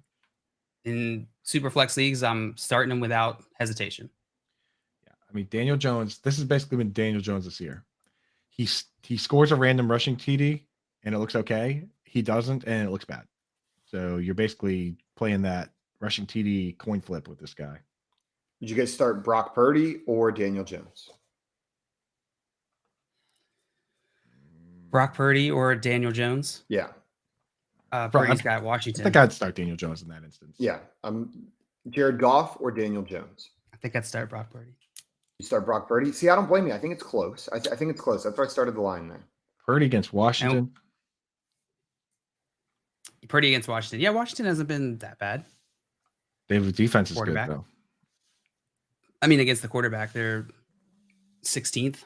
Middle of the points road. allowed. Well, yeah, very middle of the pack. 10 more points are expected to be scored in this Giants Minnesota game. Even I'm a Daniel Jones hater, but even I would start him over Brock Purdy. Throwing him in there. And then Jared Goff. I think I'm starting Jared Goff over Daniel Jones, like in that range right there. Trevor Lawrence, even in this awful game script or the weather game tonight, I think I'm rolling Trevor Lawrence out there. I'll start Daniel Jones over the likes of like Gardner Minshew. Any of those other fill-in guys, I'm starting Daniel Jones over. The thing with Daniel Jones, right, is you gotta. It's a twofold question, right? So if we like Daniel Jones this week, who's going to be catching all the passes? Who do we like in DFS? Darius Slayton? Yeah, I think it's got to be Darius Slayton. And you like Daniel Bellinger? You like Richie James? I mean, because it's like we're going to predict him to score these points. How are we predicting it to happen? That's the problem I run into with that situation. With some of these other guys, it's like, oh yeah, he's got a bunch of good players. He's got Amon-Ra St. Brown. He's got Jameson Williams, DJ Chark. That's why I can justify Goff. But with that other one, I'm like, how are they doing it? How is it happening? And outside of he throws one Saquon Barkley. He throws a random touchdown pass and scores a random rushing touchdown. Outside of that narrative, I just don't like the narrative there. But I could see Darius Slayton having a big game, right? I think it could be any one of those guys: the Richie James, the Darius Slayton, Daniel Bellinger. I'm not interested in playing those guys. Like, I'm confident starting Slayton. I'm okay starting Richie James if you absolutely have to. But I think the issue there is that it's just hard to predict which of these guys is going to be the one. But Daniel Jones, I'm pretty confident will be able to score on the Vikings, who have just been giving up so many points. Yeah. There's also a narrative where all those guys stink. Yeah, and there's a narrative where you don't have to have someone catch the ball to be great for fantasy. We've seen Justin Fields do it with nobody being fantasy relevant on that side as well. Victor in here had another question for us. He said, pick 2 guys to start in PPR. Christian Kirk in the heavy rain, Rachaad White, Drake London, Marquise Goodwin, Deion Jackson, Demarcus Robinson, and the aforementioned Richie James. Were you guys rolling on this one? We got to start 2 of those players. Are there any that jump out immediately? Well, one jumps out that I'm not like. If I'm not going to start Christian Kirk because of the weather, then I'm definitely not going to start. Well, actually, sorry, it's Demarcus Robinson, not Donovan Peoples-Jones. I'm not going to start. I want to avoid Christian Kirk if possible. He did real bad last time it rained. And he's going against the Jets. Yeah. Christian Kirk plays the slot primarily, so you'll get a lot of Sauce Gardner. No, potentially. It's the other way. Sauce doesn't go in the He goes in slot. the wide out. Yeah, so he actually might be okay. Because remember DJ Chark got shut down, and Amon-Ra was a little bit sauce free during that game against the Lions. Zay Jones probably in trouble, which is crazy for fantasy because everyone that has Zay Jones is going to be like, I have to start him because he got 3 touchdowns last week, and then now he's going to probably face Sauce Gardner and get smoked In the rain. in the rain, dude. What a narrative! Fantasy I think I'm football. still starting Christian Kirk out of this group here. He's he's the main one on that team. Yeah, the conditions suck. This is going to be a tough game for him. His upside is most likely limited, but over Richie James for sure. And then I think you're right. Is worse than the rain. Like, know what I mean? Like Desmond Ridder at quarterback is worse than whatever the weather is going to be in Jacksonville for Drake London. Like, it can't be Drake London. I think it's Rachaad White and Christian Kirk. Like, I'm with you, JL, on Christian Kirk, and I think Rachaad White's that number 2 guy. Marquise Goodwin. He's out there. Can't sneak in there. I think the fact that Christian Kirk plays the slot and he won't see Sauce is a big enough plus that I would go Kirk. I would lean Kirk, but Goodwin is a solid option. If you're worried about the rain or you're worried about the Jets matchup, I would not blame you to pivot to Marquise Goodwin. Goodwin's good because they got Kansas City. They're gonna have to throw. Yeah. Could lead to a good win for you if you plug him into your lineup. Ooh, that's it. Get him in. Goodwin and Rashad White. One more question from James in here. James said, how you guys feeling about starting Zay Jones and Ingram today? So we just mentioned Zay Jones may have some struggles, that the weather and the matchup are not great for the role that he plays in this offense. Coop, you out on Zay Jones tonight? I am. Zay Jones and Marvin Jones primary play on the outside. I mean, Zay Jones does go in the slot sometimes. So he has 544 30% or something. Yeah, 544 snaps out wide, 230 in the slot, but just the fact that he is the primary outside guy. Last week he played 51 snaps out wide, 16 in the slot. That is scary for me going up against Sauce in this weather. It seems crazy after such a big game last week, but if I can avoid him, I will. Evan Ingram, I think he's going to be fine. This isn't a particularly terrible matchup for tight ends, and they're probably going to have to throw shallow passes. That's where Evan Ingram lives.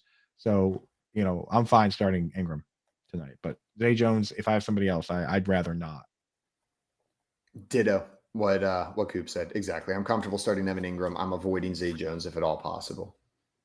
It's pretty far down there. John Luke, you agree? Are you maybe a little more confident in Zay Jones? I'm a little more confident in Zay Jones than I think you guys are. I think he's in a similar tier with Evan Ingram. Gotcha. Like in a flex position, would you be starting Zay Jones or Evan Ingram? Zay Jones. Yeah, in that case, I would start. If it's a flex, Zay Jones. Right, But if it's a tight end slot, it's a positional scarcity play. We start. Yeah, absolutely. Oh, excuse me, Nice. guys. We have this game tonight. The Jacksonville Jaguars going to New York. The New York Jets are 1.5 point favorites in this one. A blistering 37.5 point over under, probably because of the weather pushing it down that far. John Luke, who do you think is going to win this game? Is it going to be the Jags continuing on their hot streak, or the Jets pulling out a W? I think this game is going to be close, and I think the Jets are going to win. Oh, Jets pulling out a W. With Zach Wilson? With Zach Wilson. Ooh.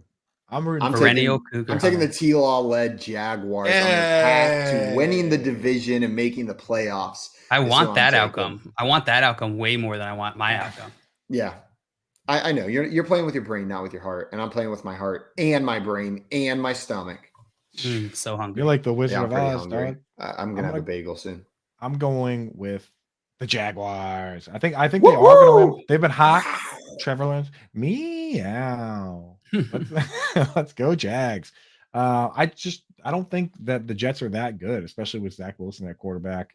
I think that Trevor Lawrence can get it done, and like you guys mentioned, we want that. It's more fun. The battle between the Jaguars and the Titans is more fun than thinking about the Jets trying to remove a good team from the playoffs, right? Like, I don't want the Jets in the playoffs. I don't want the Patriots in the playoffs. I'm not a Patriots fan. I want the fun teams. I want the Jaguars. The Dolphins. I want the Lions. Dolphins. I want the Jaguars. Those are the teams I want. Chargers. Yeah. Like Lions, Jaguars, Super Bowl would be amazing. Oh my God. Give me that. That's best possible outcome for a Super Bowl, I think, at this point. If my Patriots aren't going to be in it, that's what I want. I would want to be there. I would just want to be at that Super Bowl. All cat Super Bowl. Fired up. Big Cat Bowl. Big Cat Bowl. BCB. Scampers would be fired up, dude. Scampers lose it. Producer Keith said, you're drunk. Dude, Producer Keith, what about this Jets team makes you think that they deserve to make it to the playoffs or win any sort of game? Their defense the record is okay. scoreboard. They are not the record. They're 7-7. That's what makes me think they might be in the playoffs. The only way I want the Jets in there is if they promise to start Joe Flacco the entire time. Oh, he takes them to a Super Bowl run. I'll follow that narrative. I'll buy into a second Joe Flacco Super Bowl is what I'll buy into. Do they give him a big contract after? Get rid of Zach Wilson and Mike White. Joe Flacco football is a lot of fun. It's just a dude that is like, He don't care. He already won a Super Bowl. He's just like, we're chucking it 50 times. It's like what? He's the new Ryan Fitzpatrick, where he's like, whatever, go long, right? I would be so down for that next evolution of Joe Flacco's career arc. Like if he just starts jumping from team to team and chucking the ball 50 times while they wait for their real starter. Yeah, dude. Like, hell yeah. That's what I want. Chicks dig the long ball, baby. Let's go. Go deep. Go long. Jam Juice in here had a question for us. Said, hey guys, here are my wide receivers and running backs in PPR. I need to start 2 wide receivers, 2 running backs, and a flex. Wide receivers. We'll start with the wide receivers. Amon-Ra St. Brown, Christian Kirk, Darius Slayton, Christian Watson, and Cortland Sutton. So John Luke, of those wide receivers, who jumps out to you? Who are you starting? We need 2 of them. Let's see. Amon-Ra St. Brown. Yeah, I'm starting Amon-Ra St. Brown. Yeah. He's not a player. Nope. Sutton, Kirk. It was Slayton, Christian Watson. Yeah. I think Watson would probably be the next one up there. I like Darius Slayton, man. There's some people out there, some friends of the show that have pointed out some interesting stats. I want to see if I can find one here. But Darius Slayton's in a good spot this week in terms of his matchup, where it's a shootout potential, and it's and it's in the dome, so they don't have to worry about the weather, and the team that he's playing against are not great against outside wide receivers, the second wide receivers on teams that play on the outside. So I kind of do like Darius Slayton second out of Amon-Ra, if we could at least get him in the flex. But let's take a look at the wide running backs and see if that makes sense to get him in the flex. Yeah. For the running backs, they've got Saquon, Mixon, Zeke, Kenneth Walker, and Dameon Pierce. Saquon locked in. And then I think I'm rolling Saquon and Mixon. Getting both of those guys out there. I understand wanting to get Kenneth Walker in there as well. It's close. But I'm rolling Saquon and Mixon. He's dealing with something. I think I remember seeing some reports this week that he's not 100% back. Yeah. So here's the tweet. The friend of the show I was thinking of is Jordan Vanek over at 33rd Team. Hey, what's Great up, Jordan? guy. He said, I found the perfect wide receiver matchup this week. His opponent allows 9.1 yards per attempt to out wide receivers. Check. Most of the wide receivers' production's out wide. Against the primary coverages and being out wide, this wide receiver ranks 4th in the NFL in yards per route run, minimum 30 routes. He said, who am I? The answer was Darius Slayton. So this team is bad against the out wide receivers, or good against the slot, and this guy has been a stud out wide. So I'm in for Slayton. Amon-Ra, Slayton, and then you guys can pick the rest. I'm going Amon-Ra Watson. I'm tempted to throw Slayton in that flex spot, but Saquon, Mixon are going to be my 2 running back starters. And then if Kenneth Walker plays, I'm plugging Kenneth Walker into that flex spot. If he doesn't, give me Slayton as a backup. Yeah, I think I might go Zeke as a backup in that case. But otherwise, I'm with you, Simon, completely. The Amon-Ra, Watson, Saquon, Mixon, and then Jam Zeke Juice, Slayton over Watson. Get it in there. And you can blame it on me at Twitter, at Coupe Fiasco. Or, yeah, whoever you think's the most handsome, Coop or JL plus Simon combined. And then go with that answer and then blame it on our good looks if you get that incorrect, Jam Juice. Everybody in the chat, I want to thank you so much for coming in and hanging out with us on this beautiful Thursday morning of Week 16, the fantasy football semifinals or finals or quarterfinals if you're in an awful league with a commissioner who's unwilling to change it to the right week. But guys, we will be back tomorrow morning from 7 to 10 a.m. Eastern time for more of the Front Yard Fantasy Morning Show, breaking down tonight's game and more. Stick around here on BSN next for Moose and Keith, followed by Lunch Money presented by Fantasy Guru. And after that, Corey and Nando, friends, to answer all of your toughest Thursday night start sits. Until tomorrow morning, though, we are out of here. We'll see you guys then. Adios, everyone. Bye-bye.